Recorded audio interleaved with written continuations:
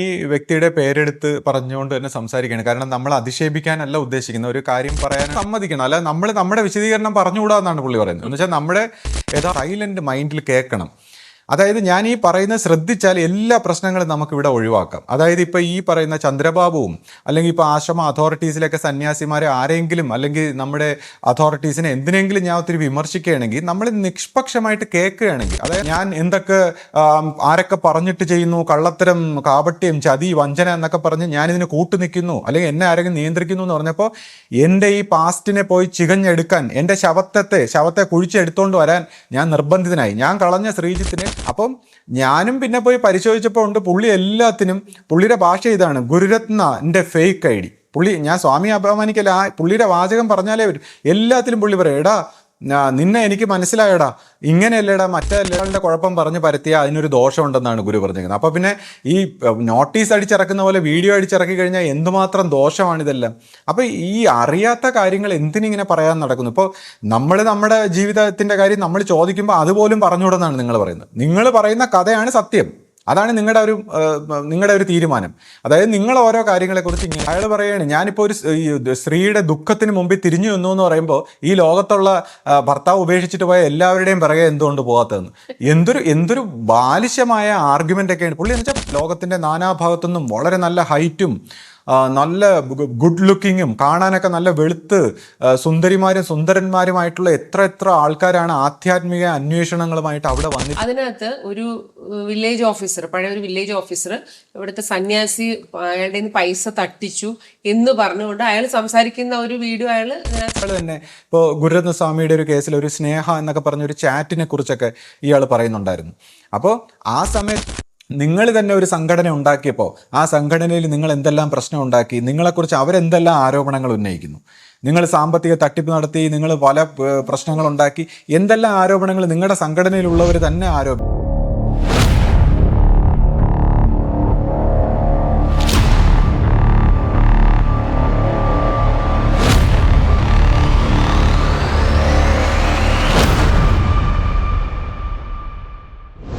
സദ്ഗുരുവേ ശരണം. എല്ലാവർക്കും ലൈഫ് ഡിവൈൻ്റെ പുതിയ എപ്പിസോഡിലേക്ക് സ്വാഗതം. ഇപ്പോൾ മറ്റൊരു ചാനലിൽ ഇരുന്ന് പറയുന്ന കുറേ കാര്യങ്ങൾക്കുള്ള ഒരു മറുപടി നമ്മൾ കഴിഞ്ഞ വീഡിയോയിൽ പറഞ്ഞിരുന്നു.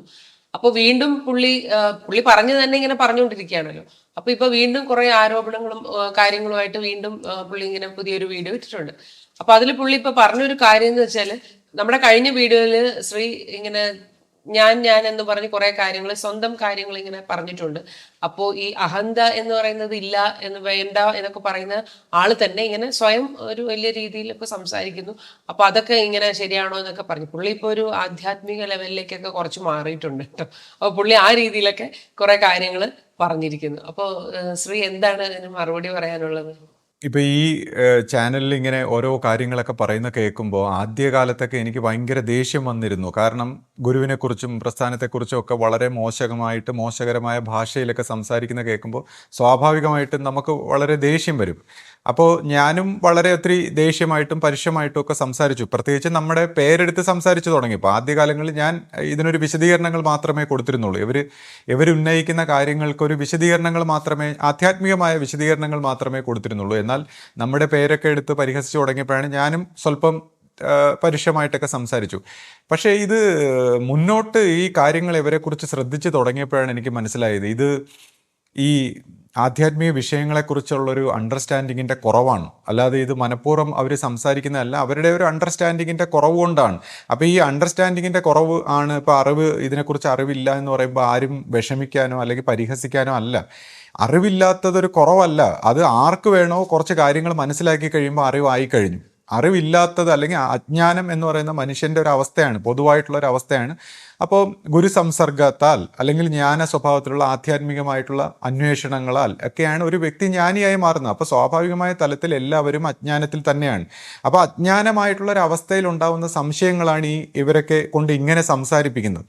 അപ്പോൾ അത് മനസ്സിലായപ്പോൾ പിന്നെ ഇവർ ഇപ്പോൾ എന്തെങ്കിലുമൊക്കെ പരിഹസിച്ചാലും വളരെയധികം കുറ്റപ്പെടുത്തുമ്പോഴും വിമർശിക്കുമ്പോഴും ഒക്കെ ഇപ്പം എനിക്ക് പണ്ടത്തെ പോലെ അത്ര ദേഷ്യം വരുന്നില്ല. കാരണം ഈ വിഷയം മനസ്സിലാകാതെയാണ് സംസാരിക്കുന്നത്. പിന്നെ നമ്മൾ ഇവരുടെ ദേഷ്യപ്പെട്ടിട്ട് കാര്യമില്ല. ഇപ്പം ഞാൻ ഈ വ്യക്തിയുടെ പേരെടുത്ത് പറഞ്ഞുകൊണ്ട് തന്നെ സംസാരിക്കുകയാണ്. കാരണം നമ്മൾ അധിക്ഷേപിക്കാനല്ല ഉദ്ദേശിക്കുന്നത്, ഒരു കാര്യം പറയാനാണ് ഉദ്ദേശിക്കുന്നത്. അപ്പോൾ അദ്ദേഹം അധിക്ഷേപിക്കുന്നു, പരിഹസിക്കുന്നു ഒക്കെ ചെയ്യുന്നു. പക്ഷേ അദ്ദേഹത്തിനോട് ഞാൻ പറയുകയാണ്, എന്തിനാണ് ഇങ്ങനെ അധിക്ഷേപിക്കുന്നത്, പരിഹസിക്കുന്നത്? അതുകൊണ്ട് നിങ്ങൾ സ്വയം നാറുകയല്ലേ ചെയ്യുന്നത് മറ്റുള്ള മനുഷ്യരുടെ മുമ്പ്. ഇപ്പോൾ സ്ത്രീകളെയൊക്കെ ഇങ്ങനെ പരിഹസിക്കുക, പിന്നെ മറ്റ് വ്യക്തികളെയൊക്കെ ഇങ്ങനെ പരിഹസിക്കുന്നതുകൊണ്ട് നിങ്ങളുടെ ഇമേജല്ലേ നഷ്ടപ്പെടുന്നത്. ഇപ്പോൾ ആധ്യാത്മികമായിട്ടുള്ള ഒരു സമൂഹത്തിനോടാണല്ലോ നിങ്ങൾ സംസാരിക്കുന്നത്. അപ്പോൾ അങ്ങനെയുള്ളൊരു സമൂഹത്തിൻ്റെ മുമ്പ് നിങ്ങളല്ലേ നാണം കെടുന്നത്. ഇപ്പം നിങ്ങൾ എന്നെക്കുറിച്ച് ഇങ്ങനെ പറഞ്ഞു, ഞാൻ പിന്നെ എന്തുകൊണ്ട് ഈ ഞാൻ എന്ന ഭാവത്തിലൊക്കെ സംസാരിച്ചു. കാരണം നിങ്ങളിങ്ങനെ ഓരോ ചോദ്യങ്ങൾ ചോദിക്കുകയാണ്. ഇപ്പോൾ നിങ്ങൾ ഓരോ ആരോപണങ്ങൾ ഉന്നയിക്കുകയാണ്. ഇപ്പോൾ എന്നെ ഓരോരുത്തർ നിയന്ത്രിക്കുന്നു, പിന്നെ ഓരോരുത്തർ അങ്ങനെ പറയുന്നു, ഇങ്ങനെ പറയുന്നു എന്നൊക്കെ പറയുമ്പോൾ എൻ്റെ ഒരു സത്യാവസ്ഥ എനിക്ക് ബോധിപ്പിക്കണ്ടേ? ഞാൻ എന്താണ്, കാരണം എൻ്റെ പാസ്റ്റിൽ ഞാൻ എങ്ങനെ ജീവിച്ചിരുന്നു, എങ്ങനെയാണ് പരിണമിച്ച് വന്നതെന്നൊരു സത്യാവസ്ഥ ബോധിപ്പിക്കാതെ പിന്നെ ഞാൻ എന്ത് ചെയ്യും? അപ്പോൾ തന്നെ പുള്ളി പറയുന്നതെന്ന് വെച്ചാൽ ഇവർ കുറച്ച് കാര്യങ്ങൾ ഇങ്ങനെ അവർ ആരോപണം ചെയ്യും. പുള്ളി കുറച്ച് കാര്യങ്ങളൊക്കെ ആരോപിക്കും. പക്ഷെ അവർ പിന്നെ സത്യം മൊത്തം വിളിച്ചു പറയും, എല്ലാ കഥകളും വിളിച്ചു പറയും. എന്നിട്ട് നമ്മൾ കോമാളികളാകും എന്നൊക്കെ പറയുന്നു. അപ്പോൾ പുള്ളി ഉദ്ദേശിക്കുന്നത് നമ്മൾ കുറച്ച് കാര്യങ്ങൾ, പുള്ളി ഇങ്ങനെ ആരോപണങ്ങൾ നമ്മളെക്കുറിച്ചൊക്കെ പറയും, അത് നമ്മളങ്ങ് സമ്മതിക്കണം. അല്ല നമ്മുടെ വിശദീകരണം പറഞ്ഞുകൂടാന്നാണ് പുള്ളി പറയുന്നത്. എന്ന് വെച്ചാൽ നമ്മുടെ യഥാർത്ഥ സ്റ്റോറിയോ അല്ലെങ്കിൽ നമ്മുടെ ജീവചരിത്രങ്ങളോ സത്യമായ കാര്യങ്ങളൊന്നും നമ്മൾ പറഞ്ഞുകൂടാ. പുള്ളി പറയുന്ന ഒരു സ്റ്റോറിയുണ്ട്, അതാണ് സത്യം. പുള്ളി അന്തർയാമിയെ പോലെ ആണ് സംസാരിക്കുന്നത്. അതായത് നമ്മുടെ ജീവിതത്തെക്കുറിച്ച് നമ്മളെക്കാളും നന്നായിട്ട് പുള്ളിക്കറിയാം. അപ്പോൾ എന്ത് ചെയ്യും? അപ്പോൾ ഈ മാനസികാവസ്ഥയെക്കുറിച്ച് പറയുന്നതിന് മുമ്പ് ഞാൻ എന്തുകൊണ്ട് ഇപ്പോൾ ഞാൻ എന്ന ഭാവത്തിൽ സംസാരിച്ചു? ഇപ്പോൾ എൻ്റെ ഒരു ചെറുപ്രായത്തിൽ ഞാൻ ഈ പറയുന്ന പോലെ അനുസരിപ്പിക്കാൻ വരുന്നവരെ അനുസരിച്ചിട്ടില്ല, എന്നെ അനുസരിപ്പിക്കാൻ വരുന്നവരെ അനുസരിച്ചിട്ടില്ല. എന്നാൽ ഞാൻ തന്നെ ഡിസൈഡ് ചെയ്ത് അനുസരിച്ചിട്ടുമുണ്ട്. ഞാൻ സ്വയം തീരുമാനമെടുത്ത് എല്ലാവരെയും എനിക്ക് അനുസരിക്കണമെന്ന് തോന്നുമ്പോഴെല്ലാം എല്ലാ കാര്യങ്ങളും അനുസരിച്ചിട്ടുണ്ട്. ശരിയായ കാര്യങ്ങളും നല്ല കാര്യങ്ങളും ഒക്കെ ഞാൻ അനുസരിക്കാറുണ്ട്. എന്നാൽ നമ്മളെ ഇങ്ങനെ അകാരണമായി ഭരിക്കാനും അനുസരിപ്പിക്കാനും വരുന്നവരെ അനുസരിച്ചിട്ടില്ല എന്നാണ് പറഞ്ഞത്. അത് നമ്മുടെ ആ ചരിത്രം അല്ലെങ്കിൽ നമ്മുടെ ആ പരിണാമത്തെക്കുറിച്ച് പറഞ്ഞില്ലെങ്കിൽ ആർക്കും മനസ്സിലാവില്ല. അപ്പോൾ നമ്മളിങ്ങനെ പറയുമ്പോൾ ഇദ്ദേഹത്തെ പോലെ തന്നെ പലരും ഇദ്ദേഹം ആദ്യമായിട്ട് ആധ്യാത്മികമായിട്ട് ഈ ഞാനെന്ന ഭാവത്തെക്കുറിച്ചൊക്കെ പറഞ്ഞു. അപ്പോൾ എൻ്റെ കാര്യത്തിൽ എന്തായാലും പുള്ളി ഞാനെന്ന് സംസാരിക്കുന്നതിൻ്റെ കുഴപ്പം മനസ്സിലാക്കി. അപ്പോൾ പുള്ളി ഇതേപോലെ പുള്ളിയെക്കുറിച്ചും ഒന്ന് അനലൈസ് ചെയ്യണം. അതായത് ഈ ഞാനെന്ന് സംസാരിക്കുമ്പോൾ ഈ കുടുംബാംഗം അല്ലെങ്കിൽ ഇങ്ങനെ ഞാൻ ശരി എന്നൊക്കെ പറഞ്ഞ് സംസാരിക്കുമ്പോഴുള്ള കുഴപ്പം എന്താണെന്ന് പുള്ളി അറിയണം. പിന്നെ ഞാൻ ഈ സംസാരിക്കുന്നത് എന്തിനാണ്, അത് ഞാൻ വിശദീകരിച്ചു തരാം. ഇപ്പോൾ എന്നെക്കുറിച്ച് ഈ സംസാരിക്കുന്നത് കേട്ടിട്ട് ഇദ്ദേഹം മാത്രമല്ല, കുറച്ച് ആധ്യാത്മിക രംഗത്തുള്ള കുറച്ച് പേരുണ്ട്. അവർ ഈ എന്തെങ്കിലും ആദ്യം കുറച്ച് നല്ല കാര്യം കേൾക്കുമ്പോൾ അവർക്ക് സന്തോഷമാവും. പിന്നെ എന്തെങ്കിലും എൻ്റെ ഒരു വാക്കുകൾ മോശമായിട്ട് ഇതേപോലെ ഞാൻ എന്ന ഭാവത്തിലൊക്കെ എന്തെങ്കിലും കേട്ട് കഴിഞ്ഞാൽ അവർക്ക് ദേഷ്യമായി. അങ്ങനെ കുറച്ച് പേരുണ്ട്. ഇടയ്ക്കിടയ്ക്കൊന്ന് സന്തോഷമാവും, ഇടയ്ക്കിടയ്ക്ക് ദേഷ്യമാവും. അപ്പോൾ ഇതെന്താണെന്ന് വെച്ചാൽ ഇത് മനസ്സുകൊണ്ട് വിലയിരുത്തുകയാണ്. മനസ്സുകൊണ്ട് മനുഷ്യൻ്റെ വാക്കുകളിലൂടെ. ആക്ച്വലി നമ്മൾ ഈ വ്യക്തികളെ മനുഷ്യൻ്റെ വാക്കുകളിലൂടെ അല്ല വിലയിരുത്തേണ്ടത്. എസ്പെഷ്യലി നമ്മളൊരു സ്പിരിച്വൽ വ്യക്തിയാണെങ്കിൽ, ഒരു സ്പിരിച്വലി ക്ലാരിറ്റി ഉള്ളൊരു വ്യക്തിയാണെങ്കിൽ അദ്ദേഹത്തെ വാക്കുകൊണ്ടല്ല വിലയിരുത്തേണ്ടത്, ഒരു ജീവൻ്റെ തലത്തിൽ വിലയിരുത്തണം. ഇപ്പോൾ വാക്കുകൊണ്ട് വിലയിരുത്തുമ്പോൾ ഞാൻ ഈ പറയുന്ന കാര്യങ്ങളെ കേട്ടിട്ട് നമ്മുടെ മനസ്സിൽ അതിനൊരു ഇമ്പൾസ് ഉണ്ടാവും. ഈ നമ്മുടെ മനസ്സിൽ ഇയാൾ സംസാരിച്ച എന്തിനാണ്, എങ്ങനെയാണ്, എന്താണെന്നൊക്കെ പറഞ്ഞൊരു കാഴ്ചപ്പാടുണ്ടാവും. ആക്ച്വലി നമ്മുടെ മനസ്സിലുള്ള റിയാക്ഷനെയാണ് കണ്ടിട്ട് നമ്മുടെ മനസ്സിൽ എന്നെക്കുറിച്ചൊരു ഇമേജ് ഉണ്ടാവും. ആ ഇമേജ് മോശമായിട്ട് ധരിച്ചിട്ട് നമ്മൾ ആക്ച്വലി നമ്മുടെ മനസ്സിനെയാണ് കാണുന്നത്. അതാണ് ഈ വാക്കുകളുടെ ലെവലിലല്ല ഒരു വ്യക്തിയെ മനസ്സിലാക്കേണ്ടത്. അയാളെ ഒരു ജീവൻ്റെ തലത്തിൽ മനസ്സിലാക്കാൻ പഠിക്കണം ആൾക്കാർ. ഇപ്പോൾ സമൂഹത്തിലുള്ള അപ്പോൾ ജീവൻ്റെ തലത്തിൽ മനസ്സിലാക്കണമെങ്കിൽ ഒരു സ്നേഹം വേണം, വ്യക്തികളോടൊരു സ്നേഹം വേണം. ഇപ്പം തന്നെ സന്യാസ സ്വഭാവത്തിലുള്ള വ്യക്തികൾ പോലും ഞാൻ പലപ്പോഴും ശ്രദ്ധിച്ചിട്ടുണ്ട്, ആരെങ്കിലുമൊക്കെ വന്ന് ഈ സ്വാർത്ഥ താല്പര്യങ്ങളിലൊക്കെ പ്രവർത്തിക്കുന്ന കള്ളവും കാപ്പട്ടിയും ഒക്കെ പറയുന്ന വ്യക്തികൾ നമ്മളെക്കുറിച്ചൊക്കെ പറയുന്നതങ്ങ് വിശ്വസിച്ചിട്ട് അതുപോലെ പെരുമാറും. അതായത് ഈ ആരെങ്കിലുമൊക്കെ എന്തെങ്കിലുമൊക്കെ പറയുമ്പോൾ ഇയാൾ ഇന്നതാണ് അങ്ങനെയാണെന്നൊക്കെ പറഞ്ഞാലല്ല, ഒരാളെക്കുറിച്ച് ഒരു ജീവൻ്റെ തലത്തിൽ ഒരു അറിവ് വേണം. ഈ ജീവൻ്റെ തലത്തിൽ മനസ്സിലാക്കുന്നതിനെ കുറിച്ച് പറയുമ്പോൾ ഇപ്പോൾ ഞാൻ എൻ്റെ ചെറുപ്പത്തിലെ കുറച്ച് കാര്യങ്ങൾ ഓർക്കുകയാണ്. ഇപ്പോൾ ആദരണീയ ജ്യോതിർമയ സ്വാമിയായിട്ട് ഞാനിങ്ങനെ വേദാന്തത്തിൽ തർക്കിക്കുമായിരുന്നു എന്ന് ഞാൻ പറഞ്ഞിട്ടുണ്ട്. അപ്പോൾ അത് നമുക്ക് അറിഞ്ഞൂടാത്തൊരു പ്രായത്തിലാണ്. കാര്യം ആശ്രമത്തിൽ നമ്മൾ ആ ചെറുപ്പത്തിൽ ഇങ്ങനെ സംസാരിച്ച് തുടങ്ങിയിട്ടേ ഉള്ളൂ, നമുക്കിതൊന്നും അറിഞ്ഞൂടാ, ആശ്രമ പരിചയമില്ല. അപ്പം അങ്ങനെ അന്ന് സംസാരിക്കുമ്പോൾ ഞാൻ വളരെ ചെറുപ്പക്കാരനാണ്, ഒരു വേദാന്ത സ്വഭാവത്തിലൊക്കെ സംസാരിക്കുമ്പോൾ സ്വാമി എന്നോട് വേദാന്ത സ്വഭാവത്തിൽ തന്നെ തിരിച്ച് സംസാരിക്കുകയും തർക്കിക്കുകയും, അതായത് മാനസിക തലത്തിൽ നമ്മളൊരു വാഗ്വാദമാണ് അവിടെ നടന്നത്. അപ്പോൾ അതിലുള്ള ഇപ്പം നമ്മുടെ ആശ്രമ സ്വഭാവത്തിൽ നമ്മൾ വളരെ ഗുരുവിനോടൊപ്പം ചെലവഴിച്ച് ആധ്യാത്മികമായി വളരെ അറിവുള്ളൊരു വ്യക്തിയാണ് സ്വാമി. പക്ഷേ ആ സ്വാമി എന്നോട്, ഒരു ചെറുപ്പക്കാരനോട് ഇങ്ങനെ വാഗ്വാദ മനസ്സിന്റെ തലത്തിൽ തന്നെ സംസാരിച്ചപ്പോൾ ഉള്ള ഒരു കുഴപ്പം എന്താണെന്ന് വെച്ചാൽ, അവിടെയാണ് നമ്മളൊരു ഗുരുവും ഒരു സന്യാസിയും തമ്മിലുള്ള വ്യത്യാസം നമ്മൾ മനസ്സിലാക്കേണ്ടത്. അപ്പോൾ ഇത് ഞാൻ ഈ പറയുന്നത് കേൾക്കുമ്പോൾ ആരും സത്യം പറഞ്ഞാൽ ഈ മനസ്സിൻ്റെ ഇറിറ്റേഷൻ ഇല്ലാതെ ഒരു സൈലന്റ് മൈൻഡിൽ കേൾക്കണം. അതായത് ഞാൻ ഈ പറയുന്നത് ശ്രദ്ധിച്ചാൽ എല്ലാ പ്രശ്നങ്ങളും നമുക്കിവിടെ ഒഴിവാക്കാം. അതായത് ഇപ്പോൾ ഈ പറയുന്ന ചന്ദ്രബാബുവും അല്ലെങ്കിൽ ഇപ്പോൾ ആശ്രമ അതോറിറ്റീസിലൊക്കെ സന്യാസിമാരെ ആരെങ്കിലും അല്ലെങ്കിൽ നമ്മുടെ അതോറിറ്റീസിനെ എന്തിനെങ്കിലും ഞാൻ ഒത്തിരി വിമർശിക്കുകയാണെങ്കിൽ നമ്മൾ നിഷ്പക്ഷമായിട്ട് കേൾക്കുകയാണെങ്കിൽ, അതായത് നമ്മുടെ മനസ്സ് ഇളകാതെ ദേഷ്യം വരാതെ വയലൻസ് ഒക്കെ വരുമ്പോൾ നമ്മളത് അറിഞ്ഞുകൊണ്ട് നിഷ്പക്ഷമായിട്ട് കേൾക്കാൻ തയ്യാറാവുകയാണെങ്കിൽ ഇപ്പോൾ എല്ലാ പ്രശ്നവും നമുക്ക് ഇവിടെ തീർക്കാം, എല്ലാ പരാതികളും നമുക്ക് തീർക്കാം. നമ്മൾ നിഷ്പക്ഷമായിട്ടൊന്ന് കേൾക്കണം. ഈ വിമർശനങ്ങളെയും എല്ലാത്തിനും ഒന്ന് നിഷ്പക്ഷമായിട്ട് കേട്ട് കഴിഞ്ഞാൽ നമുക്ക് തീർക്കാം. അപ്പോൾ ഞാൻ ഈ സ്വാമിയോട് സംസാരിച്ച അതുപോലെ തന്നെ ശിഷ്യപൂജിതയോട് പോയി സംസാരിക്കുമ്പോൾ ശിഷ്യപൂജിതയോടും ഇതേപോലെ ഈ വേദാന്ത സ്വഭാവത്തിലൊക്കെ ഓരോന്ന് സംസാരിക്കുമ്പോൾ നമുക്കറിയില്ല. അപ്പോൾ ശിഷ്യപൂജിത എന്താണ് ചെയ്തത്? ശിഷ്യപൂജിത ആ ചെയ്ത കാര്യം പറയണമെങ്കിൽ ഇപ്പം നമ്മൾ ചില കുഞ്ഞുങ്ങൾക്കൊക്കെ പിന്നെ അമ്മമാർ വളരെ ലാളിച്ച് സ്നേഹിച്ച് എടുത്തിരുത്തി ഇങ്ങനെ ചോറൊക്കെ കൊടുക്കും രാത്രി. അപ്പോൾ ചോറ് കൊടുക്കുന്ന സമയത്ത് ഈ കൊച്ച് പിന്നെ പറയുന്നൊന്നും കേൾക്കാതെ അതെന്താ ഇതെന്താ എന്നൊക്കെ ഇങ്ങനെ ചോദ്യം ചോദിച്ചുകൊണ്ടിരിക്കുമ്പോൾ അമ്മ പറയും, ദേ അമ്പിളി അമ്മ നോക്കി എന്നൊക്കെ പറഞ്ഞ് നോക്കിയിട്ട് ഒരു ഉരുളയങ്ങ് എടുത്ത് വായി വെച്ചു കൊടുക്കും. അപ്പോൾ ഇവൻ വാറൊക്കെ അങ്ങ് കഴിക്കും. അപ്പോൾ ഈ ചോദ്യങ്ങളുടെ ഇടയിൽ ഒരു ഉരുളയങ്ങ് വെച്ചു കൊടുക്കും, അവൻ്റെ ചോദ്യങ്ങളൊക്കെ തെറ്റിച്ചിട്ട് ഒരു ഉരുളയങ്ങ് വായി വെച്ചു കൊടുക്കും. അങ്ങനെ പല പല ഉരുളകൾ ആശാൻ അകത്താക്കി കുറച്ച് കഴിയുമ്പോൾ ഈ ചോദ്യങ്ങളൊക്കെ ചോദിച്ച് ക്ഷീണമായി കിടന്നങ്ങ് ഉറങ്ങും. അങ്ങനെ അങ്ങ് പതുക്കെ അവൻ വളർന്നു വരും. എന്നിട്ട് വളർന്നു വരുമ്പോൾ അവൻ ജീവിതത്തെക്കുറിച്ചും അവൻ്റെ ഈ ചോദ്യങ്ങളും ഉത്തരങ്ങളും ഒക്കെ പഠിക്കും. അമ്മയുടെ ഒരു രീതിയാണ്. അതുപോലെ തന്നെ ഞാൻ ഈ ശിഷ്യപൂജിതയോട് ഇതേപോലത്തെ ചോദ്യങ്ങളൊക്കെ ചോദിക്കുമ്പോൾ ജെന്നി ഇത് നോക്കി അത് നീ മറ്റേതെന്നൊക്കെ പറഞ്ഞ് ഓരോന്ന് ചോദിച്ച് എൻ്റെ വായിലൊരു ഉരുള വെച്ചിരുന്ന കണക്ക് ഒരു അനുഭവം അല്ലെങ്കിൽ ഒരു സ്നേഹം അല്ലെങ്കിൽ കുറച്ച് മിഠായി അങ്ങനെയൊക്കെ തന്ന് നമ്മളെ അങ്ങ് സ്നേഹിച്ച് പരുവപ്പെടുത്തി അതും ഇതും ഒക്കെ അങ്ങോട്ടും ഇങ്ങോട്ടും ഒക്കെ വിഷയം മാറ്റി അങ്ങ് പറഞ്ഞു വിടും. അങ്ങനെ പറഞ്ഞു വിടുമ്പോൾ നമ്മൾ തിരിച്ച് വരുമ്പോഴത്തേക്ക് നമുക്ക് ഈ പറയുന്ന അനുഭവം അല്ലെങ്കിൽ നമ്മൾ ഈ ചോദിക്കുന്ന കാര്യങ്ങളുടെ സംശയമൊക്കെ നമുക്ക് താനേ മാറും. അതായത് നമ്മൾ ഈ ചോദ്യം ചോദിക്കുന്ന മാനസിക തലത്തിൽ കിടന്ന് അങ്ങോട്ടും ഇങ്ങോട്ടും തർക്കിച്ചിട്ട് ഒരു കാര്യമില്ല. ആധ്യാത്മിക വിഷയങ്ങൾ, അത് ആധ്യാത്മികത എന്ന് പറയുമ്പോൾ ഒരു ഉണർച്ചയാണ്. അപ്പം ഗുരു നമുക്ക് ഈ സ്നേഹത്തിൻ്റെ ഉരുളകൾ തന്ന് സ്നേഹം കൊണ്ട് നിറച്ച്, കാര്യം ഗുരുവിനെ അറിയാം എന്നെപ്പോലൊരു ചെറുപ്പക്കാരനോട് കിടന്ന് തർക്കിച്ചിട്ട് എന്താ കാര്യം, ഞാൻ ഗുരുവിനെയും കളഞ്ഞിട്ട് പോകും. അപ്പോൾ അവിടെ നമ്മുടെ ഈ തർക്കത്തിനെയൊക്കെ അങ്ങ് വഴിമാറ്റി വിട്ടിട്ട് അത് തർക്കിച്ചിട്ട് കാര്യമില്ല, ഇത് മനസ്സിലാവില്ല. നമുക്ക് സ്നേഹത്തിൻ്റെ ഉരുളയൊക്കെ തന്നതേ അമ്പിളി അമ്മാവൻ എന്നൊക്കെ പറഞ്ഞ് വേറെ പല കാര്യങ്ങളൊക്കെ കാണിച്ചു തന്ന് നമ്മളെ അങ്ങ് പറഞ്ഞു വിടും. അങ്ങനെ ആ ഗുരുവിൻ്റെ സ്നേഹത്തിൽ നമ്മൾ പരിവർത്തനപ്പെട്ട ആ ഒരു അറിവിൻ്റെ വെളിച്ചത്തിലാണ് നമ്മൾ സംസാരിക്കുക. അപ്പോൾ ഈ വ്യക്തി ഇപ്പോൾ ഞാനെന്ന ഭാവത്തിൽ ഞാൻ സംസാരിച്ചത് എന്തിനെന്ന് ചോദിച്ചു. അപ്പോൾ അതിനെക്കുറിച്ച് അദ്ദേഹം അങ്ങനെ ചോദിക്കുമ്പോൾ അദ്ദേഹം ഈ ഞാൻ ആരാണെന്നറിയണം. അദ്ദേഹം ഈ പറയുന്ന ഞാൻ, ഈ ചന്ദ്രബാബു ആരാണ്? അദ്ദേഹം അത് ചിന്തിച്ചിട്ടുണ്ടോ? ഈ ചന്ദ്രബാബു എന്ന് പറയുന്ന ആൾ ആരാണ്? അല്ലെങ്കിൽ ഗുരുവിൻ്റെ കുടുംബാംഗം അങ്ങനെ ഇങ്ങനെയൊക്കെ പറഞ്ഞ് അങ്ങനെ പറയാതെ ഇത് ആരാണ് എന്ന് അന്വേഷിക്കുന്നത്, എവിടെ നിന്ന് വന്നു, എങ്ങോട്ട് പോകുന്നു, ഇതൊക്കെ അന്വേഷിക്കുന്നതാണ് ആധ്യാത്മികത. അപ്പോൾ നമ്മൾ ജനിച്ചിട്ടുണ്ട്, നമുക്കൊരു മനസ്സുണ്ട്, ഇങ്ങനെ ജീവിക്കുന്നു, അതൊക്കെ മൃഗങ്ങളെ പോലുള്ള ജീവിതമാണ്. ചുമ്മാ അങ്ങ് ജനിച്ചിട്ടുണ്ട്, നമുക്കൊരു മനസ്സുണ്ട്, എല്ലാവരെയും പോലെ ചിന്തിക്കുന്നു, കാണുന്നു, പറയുന്നു, ലോജിക്ക്, അതല്ല ആധ്യാത്മികത. അത് ആനിമൽസിനെ പോലുള്ള ഒരു ജീവിതമാണ്. നമ്മൾ ആരാണ്? ഈ ചോദ്യം ചെയ്യുന്ന ഞാൻ ആരാണ്? അപ്പോൾ നമ്മളിങ്ങനെ ചിന്തിക്കുമ്പോൾ, ഇപ്പോൾ സയൻറ്റിഫിക്കായിട്ട് തന്നെ നമ്മൾ പറയുമ്പോൾ നമ്മുടെ ബ്രെയിൻ, നമുക്ക് തലച്ചോറിൽ രണ്ട് വശത്തും ബ്രെയിൻ ഉണ്ട്, നെർവ് സിസ്റ്റം ഉണ്ട്.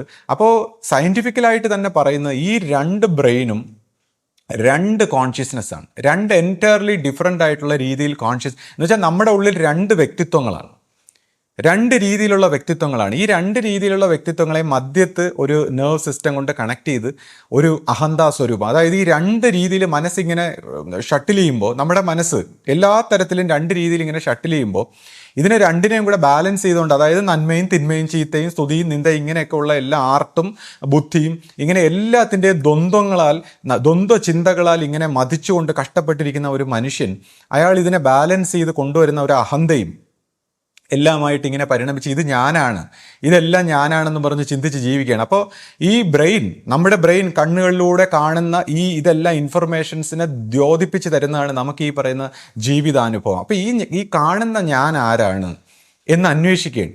അപ്പോൾ ഇങ്ങനെ അന്വേഷിക്കുന്ന ഒരു വ്യക്തി, ഇത് ഗഹനമായ ആധ്യാത്മിക വിഷയമാണ്, പക്ഷേ ഇത് തന്നെയാണ് ആധ്യാത്മികത. ഇപ്പോൾ ഈ വിഷയത്തെക്കുറിച്ച് ഗുരു സംസാരിച്ചിട്ടുണ്ട്, ഇനി ഗുരു സംസാരിച്ചിട്ടില്ല എന്ന് പറയരുത്. അപ്പോൾ ഗുരു ഇതിനെക്കുറിച്ച് പറഞ്ഞേക്കുന്ന ഇടയ്ക്കിടയ്ക്ക് പറയാറുണ്ട്. ശ്രീനാരായണ ഗുരുവിൻ്റെ ശ്ലോകമൊക്കെ ഗുരു ഇങ്ങനെ സംസാരിച്ചിട്ട്, അതായത് ത്രിപുടി മുടിഞ്ഞ് തെളിഞ്ഞിടുന്ന ദീപം കപട എതിക്ക് കരസ്ഥമാകുകയിലെന്ന് ഉപനിഷത് യുക്തി രഹസ്യം എന്നൊക്കെ പറഞ്ഞുകൊണ്ട് ഓർത്തിടേണം എന്നെല്ലാം പറഞ്ഞുകൊണ്ട് ഗുരു ഇതിനെക്കുറിച്ച് വിവരിച്ചിരിക്കുന്നു. അപ്പോൾ എന്താണ് ഈ ത്രിപുടി?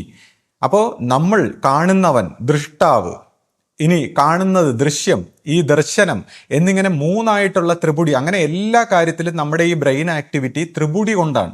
എല്ലാ കാര്യത്തിലും, കേൾവിയിലും നമ്മുടെ എല്ലാ പ്രവൃത്തികളിലും ഒരു ത്രിപുടി. അപ്പോൾ ഈ ത്രിപുടി എന്ന് പറയുന്നത് ഒരു ഇല്യൂഷനായിട്ടാണ്. അഹന്താ സ്വരൂപത്തിലുള്ള ഈ ത്രിപുടി എന്ന് പറയുന്നത് ആ ഒരു ഇല്യൂഷനിലാണ് നമ്മുടെ ലൈഫ് മൂവ് ചെയ്യുന്നത്. അപ്പം നമ്മൾ ഈ ത്രിപുടി എന്താണെന്ന് അറിയാതെ, ത്രിപുടി മുടിഞ്ഞ് ഒരു തെളിഞ്ഞിടുന്ന ദീപത്തെ അറിയാതെ ലൈഫ് എന്താണെന്ന് ഒരിക്കലും മനസ്സിലാക്കാൻ പറ്റില്ല. അപ്പോൾ ഈ ദൃഷ്ടാവും ഈ ദൃശ്യവും സെപ്പറേറ്റ് ആയിട്ട് നിന്നുകൊണ്ട് മനുഷ്യന് ഇങ്ങനെ തോന്നിക്കുന്ന ഈ അവസ്ഥയിൽ നിന്ന് ഈ രണ്ട് ബ്രെയിനും ഒന്നാവുമ്പോൾ, ഹാർമോണൈസ് ആകുമ്പോൾ, ഈ ദൃഷ്ടാവും ദൃശ്യവും സെപ്പറേറ്റ് ആയിട്ട് നിൽക്കാതെ ദർശനം മാത്രം എന്നൊരു സ്റ്റേറ്റിലേക്ക് ഉണരും മനുഷ്യൻ. അപ്പോൾ ദർശനം മാത്രം എന്നുള്ളൊരു സ്റ്റേറ്റിലേക്ക് ഈ അപരോക്ഷമായിട്ട് ഈ ഒരു അനുഭൂതി വരുമ്പോഴാണ് ഈ ദർശനം എങ്ങനെ നടക്കുന്നു, ഈ ദർശനത്തിൻ്റെ സോഴ്സ് എന്താണ്. മറ്റേ ദൃഷ്ടാവുള്ളപ്പോൾ അഹന്തയാണ്. അപ്പോൾ ദർശനത്തിൻ്റെ സോഴ്സ് എന്താണ്? നമ്മൾ ഈ ഇതെല്ലാം കാണുന്നതിൻ്റെ ഈ സോഴ്സ് എന്താണ്?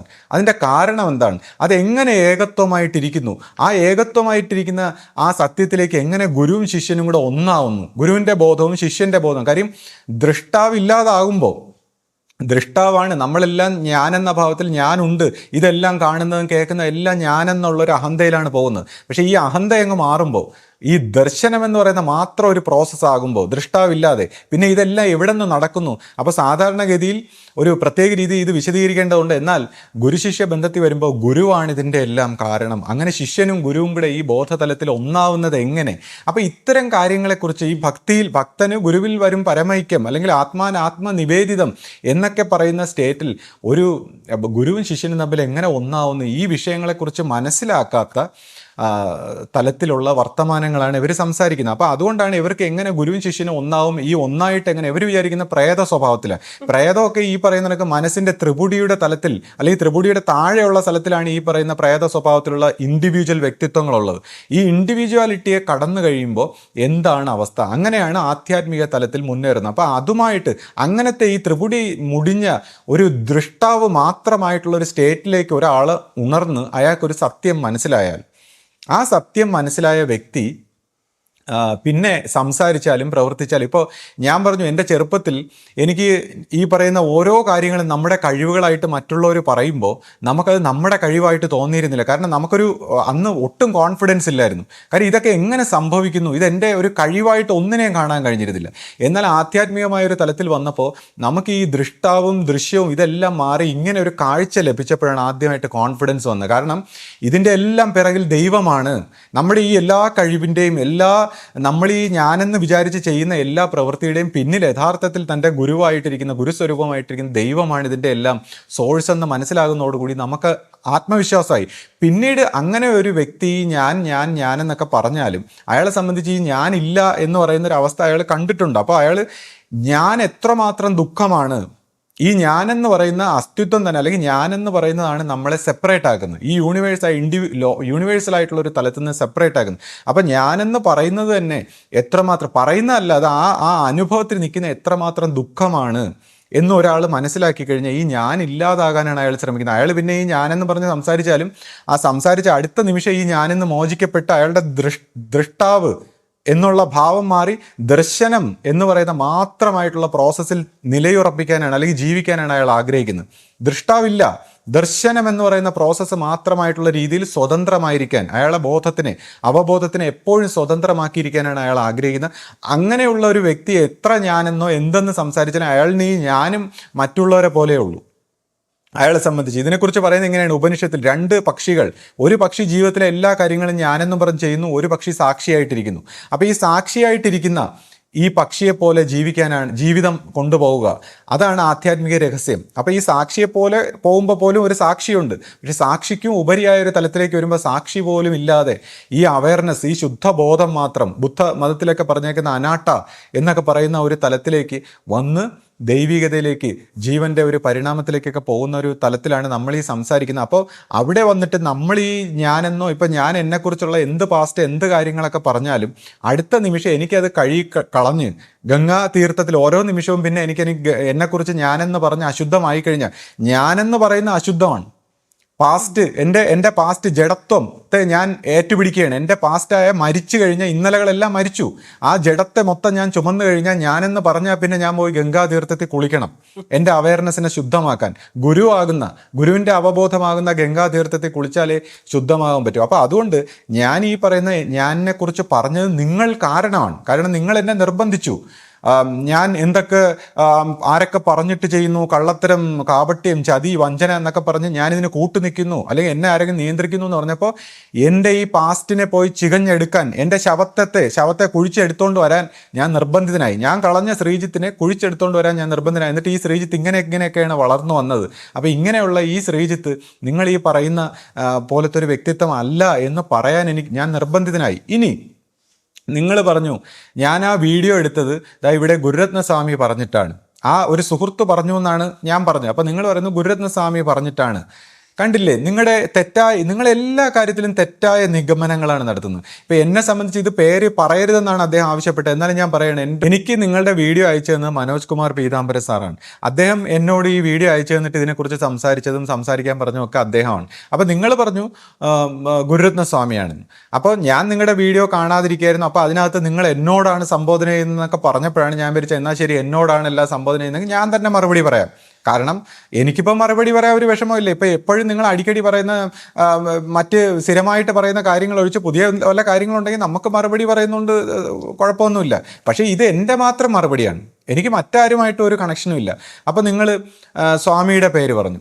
ഇനി ഇതിൻ്റെ ഒരു തമാശ ഞാൻ പറഞ്ഞുതരാം. ഈ ഗുരുരത്നസ്വാമിയെക്കുറിച്ച് പറയുകയാണെങ്കിൽ എൻ്റെ ജീവിതത്തിൽ ഇതുവരെ ഞാൻ അദ്ദേഹത്തിനോട് ആകെ ഒരു 3, 4, 5 പ്രാവശ്യം മാത്രമാണ് സംസാരിച്ചിട്ടുള്ളത്. വിരലിലെണ്ണാവുന്ന പ്രാവശ്യം അദ്ദേഹത്തെ കണ്ടിട്ടുള്ളത്. വളരെ റെയറായിട്ടാണ് ഞാൻ അദ്ദേഹത്തെ കാണുന്നത്. അപ്പോൾ അദ്ദേഹത്തിനോട് ഞാൻ സത്യം പറഞ്ഞാൽ ഇതുവരെ എൻ്റെ ജീവിതത്തിൽ തന്നെ അധികം സംസാരിച്ചിട്ടില്ല. കൂടാതെ ഞാൻ എപ്പോഴും പറഞ്ഞിട്ടുണ്ട്, അധികാര സ്വഭാവത്തിലുള്ള എല്ലാവരോടും നമ്മളൊരു വിമർശനാത്മകമായ ഒരു ആറ്റിറ്റ്യൂഡാണ് എടുക്കുന്നത്. എന്തുകൊണ്ടെന്ന് വെച്ചാൽ ഇപ്പോൾ ഗുരു പോലും ഈ അധികാര രംഗത്തുള്ളവർക്ക് എല്ലാം കൊടുത്തതിന് ശേഷം, അധികാരം ഏൽപ്പിച്ചതിന് ശേഷം ഗുരു വിമർശനത്തിൻ്റെ സൈഡിലാണ് നിൽക്കുന്നത്. ഗുരു എവരെ ഈ അധികാര രംഗത്തുള്ളവരെ വിമർശിക്കുന്നത് നമ്മളാരും കേൾക്കുന്നില്ലല്ലോ. ഗുരുവിന് എപ്പോഴും അവരെ വിമർശിക്കാനേ നേരം ഉണ്ടാവുള്ളൂ. അപ്പോൾ അതെന്തുകൊണ്ടാണ്? എന്നിട്ട് ഗുരു തന്നെ ഈ അധികാരം എടുത്തവരെ അവരെ ഭരിക്കാൻ അനുവദിക്കുകയും ചെയ്യും. കാര്യം ആരിലൂടെയെങ്കിലും ഈ കാര്യങ്ങൾ നടക്കണമല്ലോ. എന്നാൽ ഒരു സ്ഥലത്ത് വിമർശനാത്മകം. അപ്പം നമ്മൾ ഗുരുവിൻ്റെ സൈഡിൽ നിൽക്കുന്നതുകൊണ്ട് നമ്മളും വിമർശനത്തിൻ്റെ സൈഡിലാണ്. അപ്പം നമ്മൾ ഒരിക്കലും ഇതിനോട്ട് ചേർന്നിട്ടില്ല. കൂടാതെ എന്നെ സംബന്ധിച്ച് ഈ രാഷ്ട്രീയ സ്വഭാവത്തിലോ അല്ലെങ്കിൽ അധികാര സ്വഭാവത്തിലോ ഇതേപോലുള്ള കാര്യങ്ങൾക്കൊന്നും ഒട്ടും ഇൻട്രസ്റ്റും ഇല്ലാത്ത വ്യക്തിയാണ്. അപ്പോൾ അതുകൊണ്ട് നമ്മൾ ചേർന്ന് പോകാത്ത വ്യക്തിത്വങ്ങളായതുകൊണ്ട് ഞാൻ ഒരിക്കലും അദ്ദേഹത്തിനോട് സംസാരിക്കുകയോ ഇടപെടുകയോ പെരുമാറുകയോ ചെയ്തിട്ടില്ല. അപ്പോൾ ഇതെല്ലാം നിങ്ങളുടെ ഹാലൂസിനേറ്റീവ്, ഇമാജിനേറ്റീവ് ആയിട്ടുള്ള കഥകളാണ്. ഇനി ഈ ഇമാജിനേഷന് വേറൊരു തെളിവ് ഞാൻ തരാം. കാരണം ഇപ്പോൾ എൻ്റെ ഒരു സുഹൃത്തുണ്ട്, അവൻ സത്യം പറഞ്ഞാൽ ഇപ്പോൾ രാഷ്ട്രീയ രംഗത്തുള്ള ചില വ്യക്തികളുമായിട്ടും അല്ലെങ്കിൽ സിനിമാ രംഗത്തൊക്കെയുള്ള ചില വ്യക്തികളുമായിട്ടൊക്കെ തർക്കിക്കുന്ന സ്വഭാവത്തിലുള്ളതുകൊണ്ട് അവൻ കുറച്ച് ഫേക്ക് ഐഡിയ ഉണ്ടാക്കി വെച്ചിട്ടുണ്ട്. അപ്പോൾ അവൻ ഫേക്ക് ഐഡിയ ഉണ്ടാക്കിയിട്ട് അവൻ നിങ്ങളുടെ വീഡിയോ വന്ന് കണ്ടിട്ട് എന്നോട് ഒരു തമാശയായിട്ട് പറഞ്ഞത്, നിങ്ങൾക്കറിയാമോ ആ മൊട്ടയുടെ വീഡിയോ മൊത്തം കൺട്രോൾ ചെയ്യുന്ന ഞാനാണ്. ഞാൻ പോയി അതിനകത്ത് ഫേക്ക് ഐഡിയയിലൂടെ പല കമൻറ്റുകളും ഇടും. എന്നിട്ട് ഈ പുള്ളിക്കാരൻ പിന്നെ അതിനെല്ലാം ഗുരുരത്നസ്വാമിയാണെന്ന് പറഞ്ഞ് മറുപടിയും പറയും. എൻ്റെ സുഹൃത്ത് എന്നോട് പറഞ്ഞതാണ്. അപ്പം ഞാൻ പറഞ്ഞടേ, നീ എന്തിനിടെ ഈ വീഡിയോ ഒക്കെ കാണുന്നത്, നിനക്ക് വേറെ സമയമില്ലേ? കാര്യം ഇതേപോലത്തെ ആരോപണങ്ങളും ഇതേപോലുള്ള കാര്യങ്ങളൊക്കെ നമ്മൾ നിരന്തരം കേട്ടോണ്ടിരുന്നാൽ നമ്മുടെ മനസ്സ് അങ്ങനെ ആയിപ്പോവും, നെഗറ്റീവായിപ്പോവും. അപ്പം ഞാൻ പറഞ്ഞു, ആശ്രമത്തെക്കുറിച്ചും എല്ലാത്തിനും അവസാനം നിനക്കും മൊത്തം സംശയമായിപ്പോവും. ഇതൊരു നല്ല ആധ്യാത്മിക കേന്ദ്രമാണ്, നിങ്ങളിങ്ങനെ ഇതേപോലത്തെ വീഡിയോ ഒക്കെ എന്തിനു കാണുന്നു, നീ ഇതേപോലത്തെ കാര്യം, നീ നിൻ്റെ കാര്യം നോക്കെന്ന് പറഞ്ഞു. അപ്പം ഞാനും പിന്നെ പോയി പരിശോധിച്ചപ്പോൾ ഉണ്ട്, പുള്ളി എല്ലാത്തിനും പുള്ളിയുടെ ഭാഷ ഇതാണ്, ഗുരുരത്നൻ്റെ ഫേക്ക് ഐഡി. ഞാൻ സ്വാമി അപമാനിക്കല്ല, ആ പുള്ളിയുടെ വാചകം പറഞ്ഞാലേ വരും. എല്ലാത്തിലും പുള്ളി പറയും, എടാ നിന്നെ എനിക്ക് മനസ്സിലായടാ, ഇങ്ങനെയല്ലേടാ, മറ്റേല്ലേടാ, ഇന്ന ആളിൻ്റെ ഫേക്ക് ഐഡി എന്നൊക്കെ പറഞ്ഞ് പുള്ളി മറുപടി പറയുന്നു. എല്ലാത്തിനും, പുള്ളിക്കെതിരെ സംസാരിക്കുന്ന എല്ലാവർക്കും പുള്ളി മറുപടി പറയുന്ന ഇന്ന ആളിൻ്റെ ഫേക്ക് ഐഡി. അപ്പോൾ പുള്ളി വിചാരിക്കുന്നു അപ്പോൾ പുള്ളിക്ക് ഒരു ഒബ്സഷനാണ്. ഗുരുരത്ന സ്വാമി അദ്ദേഹത്തിന്റെ പുറകെ നടക്കുന്നു എന്നുള്ള പുള്ളിയുടെ മനസ്സിന്റെ വിഭ്രാന്തിയാണ്. ഇപ്പോൾ ഇതേപോലുള്ള കാര്യങ്ങൾക്ക് ഇദ്ദേഹം ചിന്തിക്കണം. അദ്ദേഹത്തെ പോലെ ആ സ്വാമിയെ പോലുള്ള ഒരു പിന്നെ സോഷ്യൽ രംഗത്ത് ഒരു പ്രശസ്തനായ വ്യക്തിത്വം, അദ്ദേഹത്തിന് ഒരുപാട്, അദ്ദേഹം എപ്പോഴും ആളുകളാൽ ചുറ്റപ്പെട്ട് നടക്കുന്ന വ്യക്തിയാണ്. അദ്ദേഹം ഇതേപോലെ ഫേക്ക് ഐഡിയകളൊക്കെ ഉണ്ടാക്കി ഈ കമ്പ്യൂട്ടറിലോ എന്തെങ്കിലും എക്യുപ്മെന്റിലൂടെയൊക്കെ ഇങ്ങനെയൊക്കെ കമന്റ് ചെയ്യുന്നതൊക്കെ മറ്റുള്ളവർ കണ്ട അദ്ദേഹത്തിന്റെ ഇമേജ് എന്താവും? ഇനി അദ്ദേഹം ഇങ്ങനെ ചെയ്യുമെന്ന് തന്നെ വിചാരിച്ചാൽ, നിങ്ങൾ പറയുന്ന പോലെ ചെയ്യുമെന്ന്, അദ്ദേഹത്തിന്റെ ഇമേജ് ഇല്ല, അദ്ദേഹത്തിന് ഒരു സോഷ്യൽ സ്റ്റാറ്റസ് ഇല്ലേ? ഇതേപോലുള്ള എപ്പോഴും നിങ്ങളെ പോലുള്ള ഒരാളിനോട് വന്ന് ഫേക്ക് ഐഡിയയിൽ ഇങ്ങനെയൊക്കെ സംസാരിച്ചാൽ അദ്ദേഹത്തിന് തന്നെയല്ലേ അതിന്റെ കുഴപ്പം. അപ്പം നിങ്ങൾ ഹാലൂസിനേഷനായിട്ട് അദ്ദേഹം ഇങ്ങനെ വന്ന് കമന്റ് ചെയ്യുന്നു, അദ്ദേഹം നിങ്ങളുടെ മനസ്സ് മൊത്തം അദ്ദേഹമാണ്. ഇപ്പൊ ഇതിനെക്കുറിച്ച് പറയുന്നത് കംസൻ ശ്രീകൃഷ്ണനെ കുറിച്ച് സദാ വിരോധത്തിൽ ചിന്തിച്ചുകൊണ്ടിരുന്ന അവസാനം ശ്രീകൃഷ്ണനിൽ ലയിച്ചെന്നാണ് പറയുന്നത്. രമണ മഹർഷി പറയും, വേട്ടാവളിയെ ഒരു പുഴുവിനെ കൊണ്ട് ഒരു കൂട്ടിൽ വെക്കുമ്പോൾ വേട്ടാവളിനെ കുറിച്ച് ചിന്തിച്ച് ധ്യാനിച്ച് ആ പുഴു അവസാനം വേട്ടാവളിനായിട്ട് പുറത്തു വരും. അതുപോലെ നിങ്ങൾ സദാസമയവും സ്വാമിയെക്കുറിച്ച് ചിന്തിച്ച് നിങ്ങൾ സ്വാമിയിൽ നിങ്ങളുടെ ജീവൻ ലയിക്കണം. ആ രീതിയിലാണ് നിങ്ങളുടെ പോക്ക്. അല്ലാതെ പിന്നെ ഞാൻ ഇതിനെക്കുറിച്ച് എന്ത് പറയാനാണ്? അപ്പോൾ ഇതിനെക്കുറിച്ചൊക്കെ പറയുമ്പോൾ, ഇങ്ങനെയുള്ള ഹാലൂസിനേഷനെ കുറിച്ച് പറയുമ്പോൾ, ഇപ്പോൾ ആശയുടെ ഒരു നാട്ടിൽ നിന്ന് വന്ന ഒരു ചേച്ചി, അപ്പോൾ ആ ചേച്ചിയുടെ വീട്ടിൻ്റെ അപ്പുറത്തൊക്കെ എപ്പോഴും പറയും, എല്ലാ വർഷങ്ങളായിട്ട് പറയുന്നതാണ്, ആ വീട്ടിൻ്റെ അപ്പുറത്ത് മനുഷ്യനെ പച്ചയ്ക്ക് മുറിക്കുന്നു, മനുഷ്യന്റെ കൈ വെട്ടി കാൽ വെട്ടി, എന്നിട്ട് അവർ ഓരോ ദിവസവും കൊലപാതകം ചെയ്യുന്നു, രക്തം കുടിക്കുന്നു, ഇങ്ങനെ ദുർഗന്ധമാണ് എന്നൊക്കെ പറയുന്നു. അപ്പോൾ ഒരു ദിവസം നാട്ടിൽ പോയപ്പോൾ ഞാനും അവിടെ ചെന്നപ്പോൾ ഞാൻ നോക്കിയപ്പോൾ അവിടെയൊന്നും ആരെയും കാണാനില്ല. പക്ഷേ ഈ ചേച്ചി ഇങ്ങനെ പറയുന്നു, എല്ലാ ദിവസവും ഇങ്ങനെ ശബ്ദം കേൾക്കും, ആൾക്കാർ വന്നു വെട്ടുന്നു, മുറിക്കുന്നു, കൊല്ലുന്നു. അപ്പം ഞാൻ ആ ചേച്ചിയോട് പറഞ്ഞു, ചേച്ചി ഇപ്പോഴത്തെ കാലത്ത് സൈക്കാട്രിക് മെഡിസിൻ ഉണ്ട്, നല്ല രീതിയിലുള്ള സൈക്കാട്രിക് മെഡിസിൻ ഉണ്ട്, ഈ മെഡിസിൻ കഴിച്ചു കഴിഞ്ഞാൽ നമുക്ക് ഇങ്ങനത്തെ ഹാലൂസിനേഷൻ ഒന്നും തോന്നില്ല.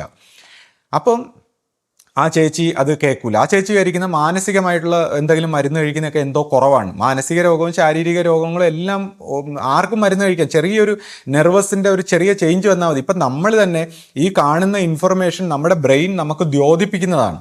അപ്പോൾ നമ്മുടെ പാസ്റ്റ് മനസ്സിൽ ഒരുപാട് ഫീഡ് ചെയ്ത ഇൻഫർമേഷൻ ഒരുപാട് ബ്രെയിനിൽ കയറി ഓവർ പവർ ചെയ്ത നമ്മുടെ ആ ഫീഡ് ചെയ്ത നമ്മുടെ ഭയങ്ങൾക്കും നമ്മുടെ പേടിയും നമ്മുടെ ഡിപ്രഷൻ ഇതിനൊക്കെ അനുസരിച്ച് ഈ ബ്രെയിൻ നമുക്ക് അത് സത്യമാണെന്ന് തോന്നിച്ചേരും. അപ്പം നമ്മൾ വളരെ കെയർഫുൾ ആയിരിക്കണം ജീവിതത്തിൽ. നമ്മൾ എന്ത് ചിന്തിക്കുന്നോ എന്ത് പറയുന്നോ അതിനനുസരിച്ച് സത്യമാണെന്ന് ബ്രെയിൻ ദ്യോതിപ്പിച്ചു തരും. അപ്പം അങ്ങനെയുള്ള ഹാലൂസിനേഷൻ കാരണം നമുക്ക് പല ഡിസ്റ്റർബൻസും ഉണ്ടാകും. അപ്പോൾ ആ ചേച്ചി ഇപ്പോൾ ഈ ഇടയ്ക്ക് ആശ്രമത്തിൽ വന്നിട്ട് ആശയോട് പറഞ്ഞു, പിന്നെ അവിടെ എന്തോ നിലവിളി കേൾക്കുന്നു, ഇവിടെ എന്തെങ്കിലും കരച്ചിലൊക്കെ കേൾക്കുന്നു, എന്തെങ്കിലും കുഴപ്പമുണ്ടോ, ഇവിടെ ആരെങ്കിലും അടിക്കുന്നുണ്ടോന്നൊക്കെ ചോദിച്ചു. അപ്പൊ ആശ നിവർത്തിയില്ലാതെ ചോദിച്ചു, വേറെ ആരെങ്കിലും കേട്ടോ നിങ്ങളല്ലാതെ? പറഞ്ഞു വേറെ ആരും കേട്ടില്ല. അപ്പോൾ ആശ പറഞ്ഞു, നിങ്ങൾക്ക് തോന്നിയതാണ്. തോന്നിയല്ല, ഞാൻ ശ്രദ്ധിച്ചു, ബാക്കിയുള്ളവരൊന്നും ശ്രദ്ധിച്ചില്ല. അപ്പോൾ ഇതേപോലെ ഇങ്ങനെ ആശ്രമത്തിന്റെ പല ഭാഗത്തും ഒക്കെ ഈ ചേച്ചി നടന്നു നോക്കിയിട്ട് ഈ ചേച്ചി പറയുന്നു പല കുഴപ്പങ്ങളുണ്ട്. അപ്പൊ ഇങ്ങനത്തെ നമുക്ക് പല കാര്യങ്ങളും ഇങ്ങനെ തോന്നാം. ഒന്നാമത്തെ കാര്യം, ചെറുതായിട്ട് നമ്മൾ ഓവറായിട്ട് ഇതേപോലുള്ള കാര്യങ്ങളൊക്കെ ചിന്തിച്ചു കഴിഞ്ഞാൽ നമുക്കിങ്ങനെ പല കാര്യങ്ങളും തോന്നാം. ഇപ്പം എല്ലാ കാര്യങ്ങളെക്കുറിച്ചും പുള്ളിയുടേതായ കഥയാണ്. എൻ്റെ ജീവിതത്തെക്കുറിച്ചും. അപ്പം എൻ്റെ ജീവിതത്തെക്കുറിച്ച് നിങ്ങൾക്ക് എന്തറിയാം സുഹൃത്തെ? നിങ്ങൾ എൻ്റെ ജീവിതത്തെക്കുറിച്ച് എന്താ? നിങ്ങൾ ആരെങ്കിലും പറഞ്ഞ കഥകൾ എന്തിനിങ്ങനെ പറഞ്ഞു വരുത്തുന്നു? ഇപ്പം ആരെങ്കിലും പറഞ്ഞ കഥ, ഇപ്പം ഒരാളോട് തന്നെ മറ്റൊരാളുടെ കുഴപ്പം പറഞ്ഞ് പരത്തിയാൽ അതിനൊരു ദോഷമുണ്ടെന്നാണ് ഗുരു പറഞ്ഞിരിക്കുന്നത്. അപ്പോൾ പിന്നെ ഈ നോട്ടീസ് അടിച്ചിറക്കുന്ന പോലെ വീഡിയോ അടിച്ചിറക്കി കഴിഞ്ഞാൽ എന്തുമാത്രം ദോഷമാണിതെല്ലാം. അപ്പോൾ ഈ അറിയാത്ത കാര്യങ്ങൾ എന്തിനിങ്ങനെ പറയാൻ നടക്കുന്നു? ഇപ്പോൾ നമ്മുടെ ജീവിതത്തിൻ്റെ കാര്യം നമ്മൾ ചോദിക്കുമ്പോൾ അതുപോലും പറഞ്ഞുകൂടെന്നാണ് നിങ്ങൾ പറയുന്നത്. നിങ്ങൾ പറയുന്ന കഥയാണ് സത്യം. അതാണ് നിങ്ങളുടെ ഒരു തീരുമാനം. അതായത് നിങ്ങൾ ഓരോ കാര്യങ്ങളെക്കുറിച്ച് ഇങ്ങനെ അങ്ങ് പറയും, അത് തന്നെ സത്യം, എല്ലാവരും അത് അംഗീകരിക്കണം. അതെങ്ങനെ അംഗീകരിക്കാൻ പറ്റും? അപ്പോഴാണ് ഞാൻ പറയുന്നത്, മാനസികമായിട്ട്, അതാണ് ഞാൻ ആരാണ്, ഞാൻ എവിടെ നിന്ന് വന്നു, എന്ത് ചെയ്യുന്നു, മാനസികമായിട്ട് ഈ കാര്യങ്ങളെക്കുറിച്ചൊക്കെ ഒന്ന് നമ്മൾ ഒബ്സർവ് ചെയ്യണം. അപ്പോൾ ഒബ്സർവ് ചെയ്യുമ്പോൾ നമുക്ക് കംപ്ലീറ്റ് ക്ലാരിറ്റി, അതായത് നമ്മുടെ ഈ ബ്രെയിൻ ആക്ടിവിറ്റി കംപ്ലീറ്റ് ആയിട്ട് സ്റ്റോപ്പ് ചെയ്താൽ മാത്രമേ നമുക്ക് സത്യമായിട്ടുള്ള ആത്മീയതയുടെ ഉള്ളറകൾ, അകത്തേക്കുള്ള ശരിയായിട്ടുള്ള നമ്മുടെ ഈ ദൃഷ്ടാവെന്ന് പറയുന്ന ഇല്യൂഷനെ കടന്നിട്ട് നമുക്ക് ശരിയായിട്ടുള്ള ആധ്യാത്മിക വഴികളിലേക്ക് പോകണമെങ്കിൽ നമ്മുടെ ബ്രെയിൻ ആക്ടിവിറ്റിയെ സ്റ്റോപ്പ് ചെയ്യണം. അല്ലാതെ സകലവിധ ഭ്രാന്തുകളെയും സ്റ്റോപ്പ് ചെയ്തിട്ട് വേണം ആധ്യാത്മികതയിലേക്ക് വരാൻ. അല്ലെങ്കിൽ ഈ പറയുന്നതൊക്കെ ഹാലൂസിനേഷനായിട്ട് പലതും തോന്നും. പ്രത്യേകിച്ച് ഗുരുമാർഗങ്ങളിൽ വന്നിട്ട് ഗുരു സംസർഗമില്ലാതെ ഈ എനർജിയെ ബാലൻസ് ചെയ്യാതെ പോയി കഴിഞ്ഞാൽ ഹാലൂസിനേഷനായിട്ട് പല രീതിയിലുള്ള ഭ്രാന്തും പല കാര്യങ്ങളും റിയൽ എന്ന് പറയുന്ന പോലെ തോന്നും. ഇതാണ് ഇതിന്റെയൊക്കെ പ്രശ്നം. പിന്നെ ശ്രീ ഇപ്പൊ പുള്ളി വീണ്ടും നമ്മുടെ കല്യാണക്കാരി എടുത്തിട്ടിട്ടുണ്ട്. അപ്പൊ പറയുന്നത് വെച്ചാല് എന്താ താലി അകത്ത് വെച്ച് കിട്ടിയെന്നോ അങ്ങനെ എന്തൊക്കെയോ പറയുന്നു. എന്നിട്ട് പറയുന്നത് ഇനി പുള്ളി ശരിക്കുള്ള കഥ ഇനി പറയാൻ പോകുന്നേ ഉള്ളൂ. നമ്മുടെ കല്യാണമൊക്കെ നമ്മുടെ കല്യാണം എന്ന് പറഞ്ഞാൽ പുള്ളിക്ക് ഒരു ഭയങ്കര ആഘോഷമാണ് കേട്ടോ. അപ്പോൾ ഈ വിവാഹത്തെ കാര്യത്തെക്കുറിച്ചൊക്കെ നിരന്തരം ഇങ്ങനെ സംസാരിക്കുക, അതും മറ്റുള്ളവരുടെ, അത് ഒരു പ്രാവശ്യം പറഞ്ഞാൽ ശരി, ഈ മറ്റുള്ളവരുടെ വിവാഹ കാര്യത്തെക്കുറിച്ചൊക്കെ ഇങ്ങനെ നിരന്തരം സംസാരിക്കുന്നതൊക്കെ ഈ ചന്ത പെണ്ണുങ്ങളുടെ ഒരു സംസ്കാരമാണ്. അതിപ്പോൾ ശരിയായാലും തെറ്റായാലും, ഇപ്പം ഞാൻ തെറ്റുകാരനോ ആര് തെറ്റുകാരനോ ശരി എന്തോ ആവട്ടെ, പക്ഷെ ഇനി എത്ര വലിയ തെറ്റും ക്ഷമിക്കണമെന്നുള്ളതാണ്. അപ്പോൾ നമ്മുടെയൊക്കെ തെറ്റോ ശരിയോ എന്തോ ആവട്ടെ, പക്ഷെ ഇതൊക്കെ ഇങ്ങനെ ഒരു ചന്തപ്പെണ്ണുങ്ങളെ പോലെ നിരന്തരം ഇത് തന്നെ പറഞ്ഞുകൊണ്ടിരിക്കുന്നതൊക്കെ വളരെ മോശമായ ഒരു പെരുമാറ്റമാണ്. പിന്നെ ഇപ്പം നിങ്ങൾ പറയുന്നു ആരുടെയോ ജീവിതം തകർത്തു, ഞാൻ തകർത്തു, അല്ലെങ്കിൽ ഗുരു തകർത്തു. നിങ്ങളൊരു കാര്യം മനസ്സിലാക്കണം, ആർക്കും ആരുടെയും ജീവിതം തകർക്കാൻ പറ്റില്ല. അവരവർ തന്നെയാണ് അവരവരുടെ ജീവിതം നന്നാക്കുന്നതും തകർക്കുന്നതും എല്ലാം. അവനവൻ്റെ ഒരു കർമ്മഗതിയുണ്ട്. അപ്പോൾ ഈ കർമ്മഗതിയെക്കുറിച്ച് മനസ്സിലാക്കണം. ഇപ്പം നിങ്ങൾ ഒരു തീരുമാനം, ഈ ഞാൻ സയൻറ്റിഫിക് ആയിട്ടുള്ള ഒരു കാര്യമാണ് പറയുന്നത്, ശാസ്ത്രീയമായ ഈ ബ്രെയിൻ അനലൈസ് ചെയ്ത ശാസ്ത്രജ്ഞന്മാർ മനസ്സിലാക്കിയത്, നമ്മൾ ഒരു തീരുമാനം എടുക്കുന്നതിന് മുമ്പ് നമ്മുടെ ബ്രെയിനിൽ അതിൻ്റെ ഇമ്പൾസ് സ്റ്റാർട്ട് ചെയ്യുമെന്നാണ് പറയുന്നത്. നമ്മുടെ ബ്രെയിനിൽ ഒരു ഇമ്പൾസ് സ്റ്റാർട്ട് ചെയ്തിട്ട് ആ തീരുമാനം എടുക്കുന്ന മുമ്പ് അത് സ്റ്റാർട്ട് ചെയ്തു, അതിന് ശേഷമാണ് നമ്മൾ അതിനെക്കുറിച്ച് അറിയുന്നത്, നമ്മുടെ തീരുമാനത്തെക്കുറിച്ച്. അതായത് നമ്മുടെ തീരുമാനം നമ്മുടെ ബ്രെയിൻ നേരത്തെ എടുക്കുന്നു. നമ്മളൊരു റോബോട്ടാണ്. അപ്പോൾ ഈ റോബോട്ടായിട്ടുള്ള നമ്മുടെ ഈ ജെനറ്റിക്കലായിട്ട്, നമ്മുടെ പാരമ്പര്യത്തിലൊക്കെ ജെനറ്റിക്കലായിട്ട് എല്ലാം കോഡ് ചെയ്ത് വെച്ചേക്കുന്നു നമ്മുടെ കർമ്മഗതി. കൂടാതെ ഈ ജെനറ്റിക്കലായിട്ടുള്ള ഇതിലൂടെ നമ്മൾ പിതൃക്കൾ സ്വഭാവത്തിൽ നമ്മൾ റിലേറ്റഡ് ആണ്. അപ്പോൾ ഈ പിതൃക്കളും ഈ പറയുന്ന പല രീതിയിലുള്ള എനർജി വൈബ്രേഷൻസും എല്ലാം കൂടെ ചേർന്നാണ് നമ്മുടെ ബ്രെയിനെ സ്വാധീനിക്കുന്നത്. അപ്പോൾ അതുകൊണ്ട് തന്നെ ഈ ബ്രെയിൻ, ഇപ്പം നിങ്ങൾ ഈ പറയുന്ന നിങ്ങളാണ് എല്ലാം തീരുമാനിക്കുന്നതെന്ന് പറയുന്നത് നിങ്ങൾ പോലും അറിയുന്നില്ല. ഇതിനെക്കുറിച്ച് ആധ്യാത്മികതയിൽ പറയുന്നത് മനുഷ്യൻ അൺകോൺഷ്യസ് ആണ്, മനുഷ്യൻ ബോധമില്ല, മനുഷ്യൻ എന്താണ് ചെയ്യുന്നത് ബോധമില്ല. അതുകൊണ്ടാണ് ഈ ബോധം ഉണർത്തൂ എന്നിങ്ങനെ പറയുന്നത്. മനുഷ്യൻ എന്താണ് ചെയ്യുന്നത്, അതാണ് ജീസസ് പറഞ്ഞത്, പിതാവേ ഇവരെന്താണ് ചെയ്യുന്നതെന്ന് ഇവർക്ക് അറിയില്ല, ഇവരോട് ക്ഷമിക്കണേന്ന് അദ്ദേഹം പറഞ്ഞത്. അദ്ദേഹത്തെ ഇവർ കൊല്ലുമ്പോഴും ജീസസ് പറയുന്നത് എങ്ങനെയാണ്, പിതാവേ ഇവരെന്താണ് ചെയ്യുന്നതെന്ന് ഇവർക്ക് അറിയില്ല. ബോധമില്ലാത്ത മനുഷ്യരാ, അവരെന്തോ ഒരു ഇമ്പൾസിൽ പൈശാചികമായ പ്രവർത്തനങ്ങൾ, അവരെ പല രീതിയിലുള്ള സ്വാധീനങ്ങൾ അവർ ചെയ്യുന്നുണ്ട്, അവർക്ക് അറിയില്ല അവരെന്താണ് ചെയ്യുന്നത്. അതുപോലെ നിങ്ങൾ തന്നെയാണ് ചിന്തിക്കുന്നത് പറയുന്നതെന്നൊക്കെ പറയുമ്പോഴും നിങ്ങൾ അറിയുന്നില്ല. സയന്റിഫിക് ആയിട്ട് തന്നെ അത് കണ്ടുപിടിച്ചതാണ്. നമ്മുടെ ബ്രെയിൻ നമ്മൾ ചിന്തിക്കുന്നതിന് മുമ്പേ തീരുമാനങ്ങൾ സ്റ്റാർട്ട് ചെയ്യുന്നു. ഉണ്ടല്ലോ അങ്ങനെ, നമ്മൾ ചിന്തിക്കാൻ പോകുന്നത് പോലും അപ്പോൾ അതിന്റെ ഇൻഫർമേഷൻ അവർ നേരത്തെ ഉള്ളത് സ്വീകരിച്ച് നമ്മൾ എന്തൊക്കെ ചെയ്യുന്നു, സംസാരിക്കുന്നു, പ്രവർത്തിക്കുന്നു, ഇതെല്ലാം ഡാറ്റ സ്വീകരിച്ചിട്ട് അവർ പ്രെഡിക്റ്റ് ചെയ്യും. അപ്പോൾ ഇങ്ങനെ ഒരു ഓട്ടോമേറ്റഡ് പ്രോഗ്രാം പോലെ പ്രവർത്തിക്കാതെ നമ്മൾ നമ്മുടെ മനസ്സിനെ ഒബ്സർവ് ചെയ്യുക, നമ്മൾ നിരീക്ഷിക്കുക. ഇപ്പോൾ നിങ്ങൾ ഈ പറഞ്ഞ വ്യക്തിയുടെ ജീവിതം തകർത്ത വ്യക്തി സ്വന്തം ജീവിതം സ്വയം തകർത്തതാണ്. അദ്ദേഹത്തിന് കിട്ടിയ ജീവിതത്തെ അദ്ദേഹം സ്വയം തകർത്താണ്. ഇനി അത് ആരെന്ത് പറഞ്ഞാലും, ലോകത്തിൽ ഇനി എല്ലാ ശക്തിയും നിങ്ങൾ എന്തൊക്കെ പറഞ്ഞാലും അത് അങ്ങനെ തന്നെയാണ്. അദ്ദേഹവും അദ്ദേഹത്തിൻ്റെ സഹോദരിയും ഗുരു അവർക്ക് കൊടുത്ത വിവാഹത്തെ നിഷേധിച്ചിട്ട് അവർക്കിഷ്ടമുള്ളത് തേടിപ്പോയവരാണ്. അതിന് ആരെന്തിനി തലകുത്തി എന്ത് ന്യായം കൊണ്ട് പറഞ്ഞാലും ഞാനിത് മനസ്സിലാക്കിയ കാര്യമാണ്, സത്യമാണ്. എന്നെ സംബന്ധിച്ച് ആ സത്യത്തിനെ ഞാൻ ഈ മനസ്സിലാക്കി കണ്ട് തെളിയിച്ചിട്ടുള്ള ഈ അനുഭവത്തിന് അപ്പുറമായിട്ട് ഇനി ആരെന്ത് കഥ കൊണ്ടുവന്നാലും എനിക്കൊന്നുമില്ല. ഒരുപാട് വ്യക്തികളോട് പല രീതിയിൽ അദ്ദേഹം പ്രവർത്തിച്ചതുപോലുള്ള പ്രവൃത്തികൾ അദ്ദേഹം സ്ഥിരമായിട്ട് നടത്തിക്കൊണ്ടിരുന്നതുകൊണ്ടാണ് അദ്ദേഹത്തിൻ്റെ ജീവിതം തകർന്നത്. അപ്പോൾ അവനവൻ തന്നെയാണ് അവനവൻ്റെ ജീവിതം തകർക്കുന്നത്, അല്ലാതെ മറ്റാർക്കും വന്ന് തകർക്കാൻ പറ്റില്ല. ഇതിനെയാണ് കർമ്മഗതി എന്ന് പറയുന്നത്.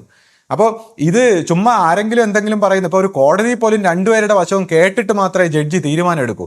ആരെങ്കിലും എന്തെങ്കിലും വന്ന് പറയുന്നത് കേട്ടിട്ട് ജീവിതം തകർത്തു, മറ്റത് മറിച്ചതെന്നൊക്കെ പറഞ്ഞ് എന്തെങ്കിലുമൊക്കെ ഒന്ന് പറയാൻ നിങ്ങൾക്ക് നാണമില്ലേ മനുഷ്യ?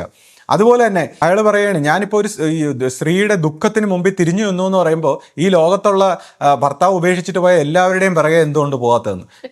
എന്തൊരു ബാലിശമായ ആർഗ്യുമെൻ്റ് ഒക്കെയാണ് പുള്ളി. എന്ന് വെച്ചാൽ വാദത്തിന് മറുവാദം എന്തെങ്കിലും പറഞ്ഞാൽ മതി എന്നുള്ളതാണ്.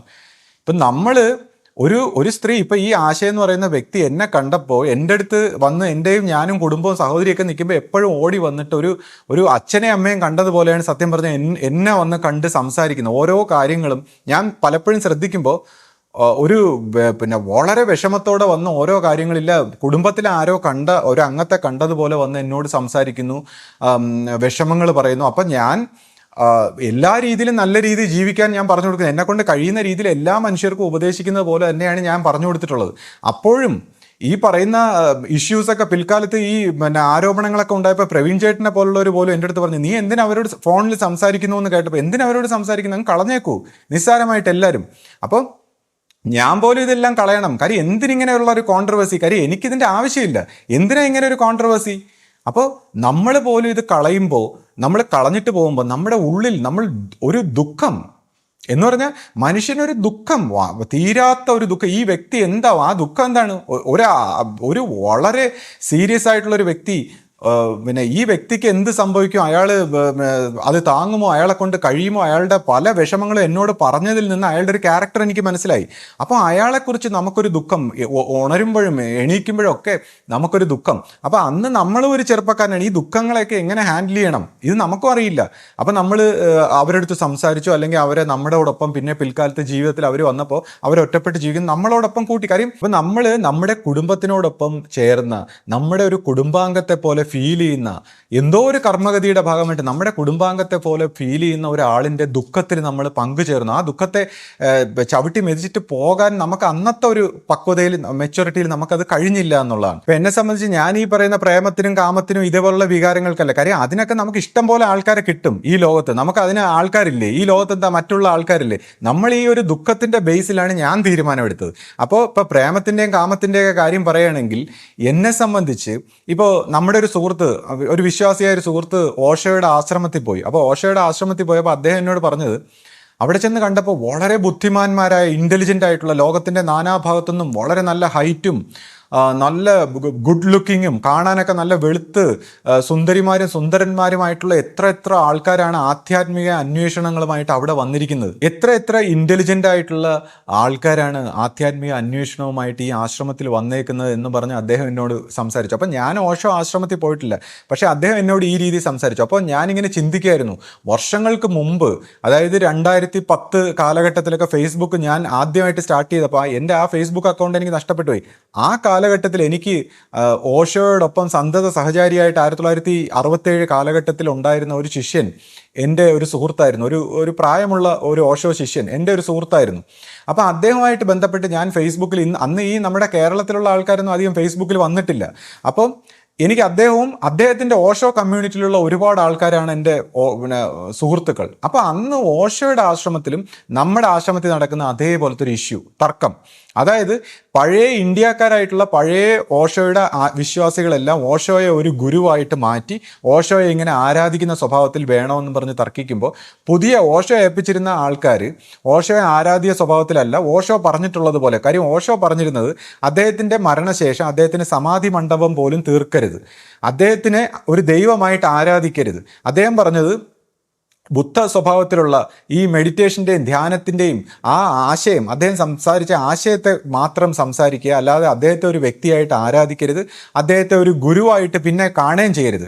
മനുഷ്യരൂപത്തിൽ നിങ്ങൾ റിയലൈസേഷൻ നേടിയിട്ടില്ലെങ്കിൽ നിങ്ങൾ മനുഷ്യരൂപത്തിൽ മറ്റൊരു ഗുരുവിനെ കണ്ടെത്തിക്കൊള്ളണം എന്നാണ് ഓഷോ ശിഷ്യന്മാരോട് പറഞ്ഞത്. അല്ല അദ്ദേഹത്തെ ആരാധിക്കരുത്, അദ്ദേഹത്തിൻ്റെ ആശ്രമത്തെ ഒരു റിസോർട്ട് പോലെ ആക്കി എല്ലാവർക്കും വന്നിരിക്കാനും ഈ ആശയം പഠിക്കാനും ധ്യാനിക്കാനും ഒക്കെ ഉള്ളൊരു സാഹചര്യം ഒരുക്കണമെന്ന് അദ്ദേഹം ക്ലോസ് ഡിസൈപ്പിൾ പറഞ്ഞിട്ടുണ്ടായിരുന്നു. അപ്പോൾ എന്തുപറ്റി?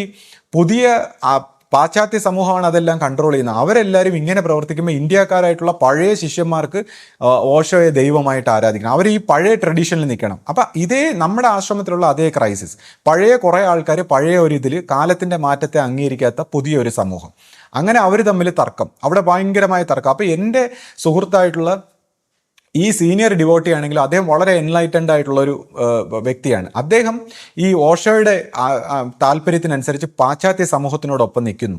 മറ്റേ ഈ പഴയ വിശ്വാസികളെല്ലാം ട്രഡീഷണൽ വിശ്വാസികൾ, അവരിങ്ങനെ തർക്കിക്കുന്നു. അപ്പം ഞാൻ ഇദ്ദേഹത്തിനോടൊപ്പം ഞാനും ഇതിൽ സംസാരിക്കാൻ തുടങ്ങി ആ ഗ്രൂപ്പിൽ. അപ്പോൾ ഓഷോ കമ്മ്യൂണിറ്റിയുടെ ഇടയിൽ ഞാനിങ്ങനെ വളരെ ഇൻ്റലിജൻ്റ് ആയിട്ടുള്ള ഈ വിഷയങ്ങളൊക്കെ ഇങ്ങനെ ഷെയർ ചെയ്യുമ്പോൾ അവസാനം അവർ ഈ കമ്മ്യൂണിറ്റിയിലുള്ളവരെല്ലാം ചോദിക്കുന്നു, ഈ ശ്രീജിത്ത് ആരാ, ഇതാരാ ഈ ശ്രീജിത്ത്, എവിടെ നിന്ന് വന്നു ഔട്ട് ഓഫ് ദ ബ്ലൂ? അപ്പോൾ അദ്ദേഹം സ്വാമി പറഞ്ഞു, ശ്രീജിത്ത് എൻ്റെ ഒരു സുഹൃത്താണ്, അദ്ദേഹം വളരെ ഇൻ്റലിജൻ്റ് ആയിട്ടുള്ള, ചുമ്മാ അദ്ദേഹം തട്ടിവിട്ടു എൻലൈറ്റൻഡ് ആയിട്ടുള്ള ഒരു എൻ്റെ സ്റ്റുഡൻ്റാണ്.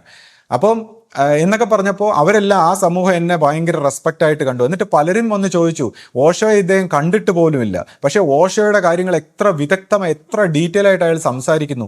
അപ്പോൾ ഞാൻ പറഞ്ഞു, ഞാൻ എൻ്റെ ഗുരുവിനെ മനസ്സിലാക്കിയിട്ടുണ്ട്, എൻ്റെ ഗുരുവിനെ മനസ്സിലാക്കി കഴിഞ്ഞാൽ പിന്നെ എനിക്ക് ലോകത്തിലെ ഏത് ഗുരുവിനെയും മനസ്സിലാക്കാം എന്ന് ഞാൻ ആ സമൂഹത്തിൽ പറയുകയും, ആ സമൂഹത്തിൽ എനിക്ക് ഭയങ്കര എന്ന് വെച്ചാൽ അവിടെ ആരെന്ത് തർക്കിച്ചാലും ആ തർക്കത്തിന് ഞാൻ കറക്റ്റ് മറുപടി പറയുമ്പോൾ അവർ വളരെ ഇൻ്റലിജൻ്റ് ആയിട്ടുള്ള ഈ ഓഷോ കമ്മ്യൂണിറ്റി എന്ന് പറയുമ്പോൾ അന്ന് തന്നെ വളരെ ഇൻ്റലിജൻ്റ് ആയിട്ടുള്ള സമൂഹത്തിലെ ഏറ്റവും ഉയർന്ന ആൾക്കാർ ഫോളോ ചെയ്യുന്നതാണ്.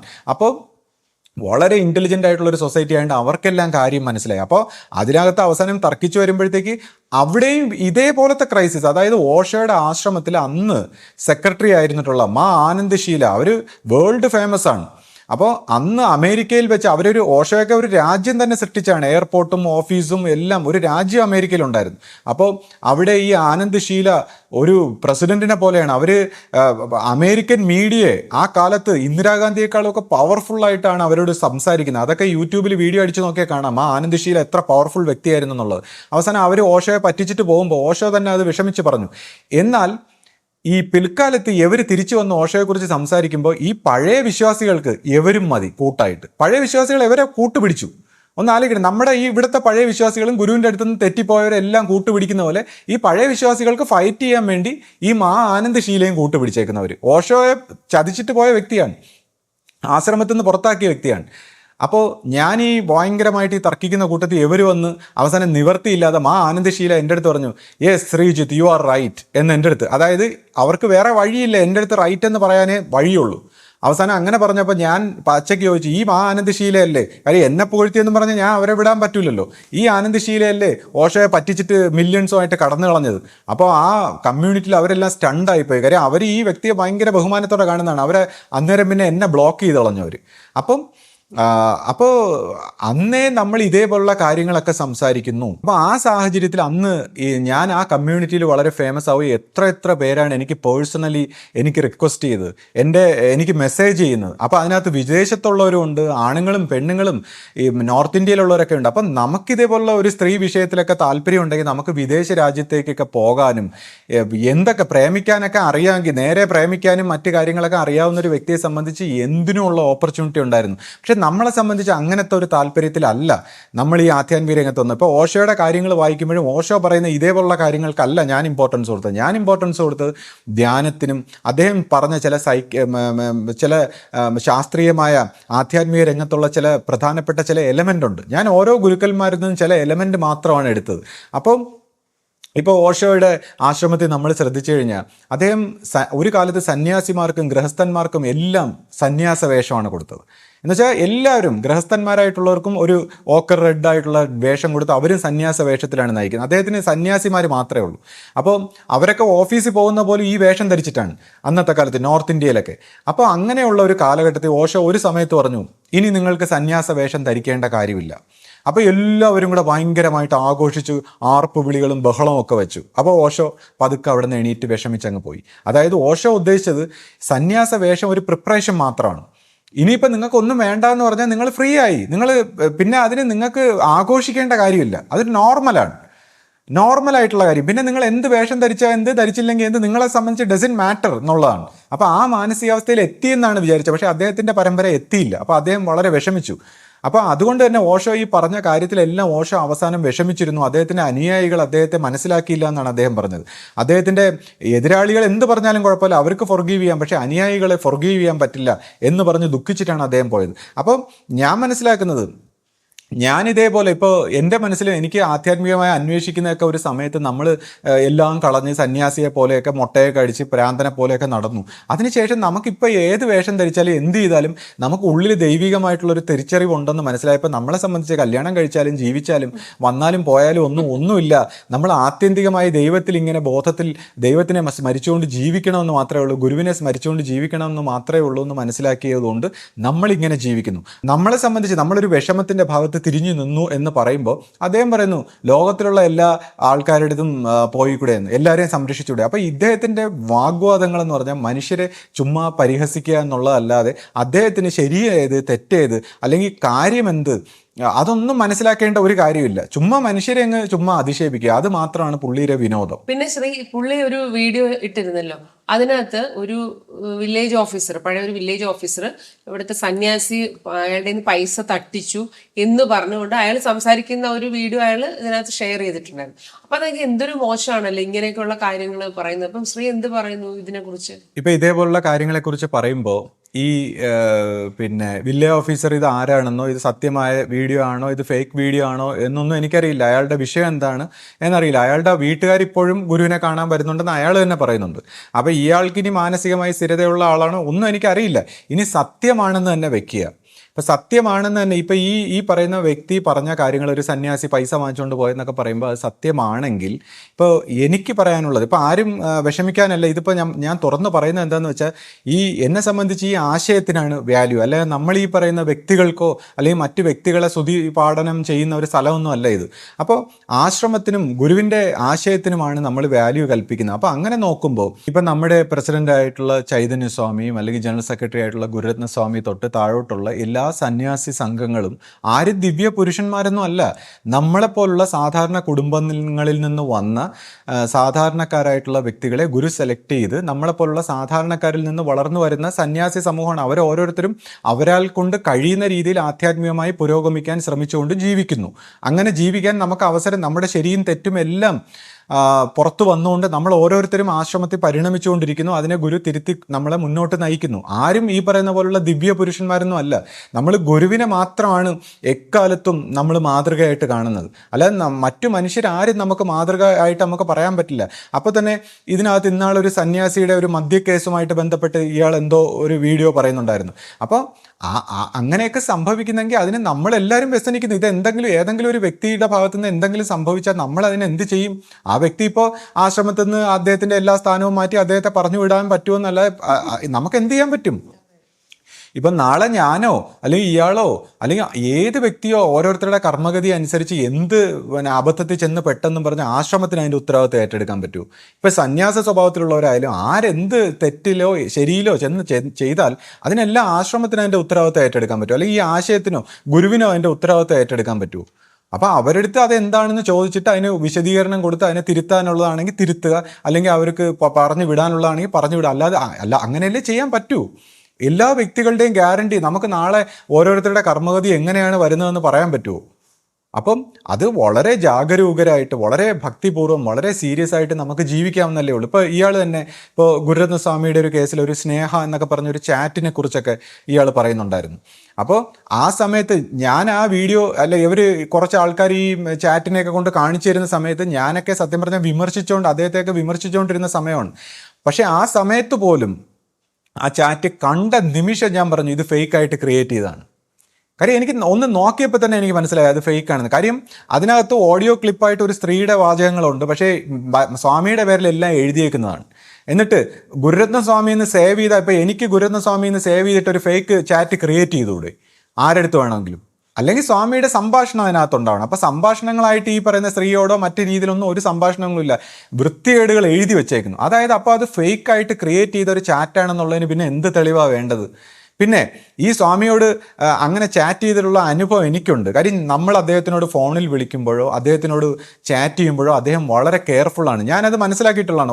ഒരു സമയത്ത് അന്ന് ഞാൻ അദ്ദേഹത്തെ വിമർശിക്കുന്ന സമയത്ത് ഞാൻ അദ്ദേഹത്തോട് വാട്സാപ്പിൽ ഒരു കാര്യത്തിന് സംസാരിച്ചായിരുന്നു. അപ്പോൾ അദ്ദേഹം വളരെ ലിമിറ്റഡ് ആയിട്ടുള്ള വാക്കുകളിലാണ് അതിന് റിപ്ലൈ തന്നത്. പിന്നെ അധികം റിപ്ലൈയും തരുന്നില്ല. ഫോണിൽ സംസാരിച്ചില്ല, നേരിട്ടാണ് സംസാരിച്ചത്. പിന്നീട് ഇതേപോലെ ഒരു ആവശ്യത്തിൽ ഒരു കംപ്ലൈൻറ്റ് ഞാൻ എഴുതി അയച്ചപ്പോഴും അദ്ദേഹം ഒരു കൂപ്പുകൈ മാത്രമാണ് ഇട്ടത്. അപ്പോൾ അതിൻ്റെ അർത്ഥം ഞാൻ മനസ്സിലാക്കി, പുള്ളി ഒരിക്കലും നമ്മളോട് ആരോടും അപരിചിതരോടും സാധാരണ വ്യക്തികളോടും ചാറ്റ് ചെയ്യാറില്ല. അത് കാരണം വേറൊന്നുമല്ല, അദ്ദേഹത്തെ പോലത്തെ ഒരു വ്യക്തിയുടെ ചാറ്റ് സ്ക്രീൻഷോട്ട് എടുത്ത് മിസ്യൂസ് ചെയ്യാൻ സാധ്യതയുണ്ട്. അപ്പോൾ അദ്ദേഹം വളരെ കെയർഫുള്ളാണ് ഈ കാര്യത്തിൽ.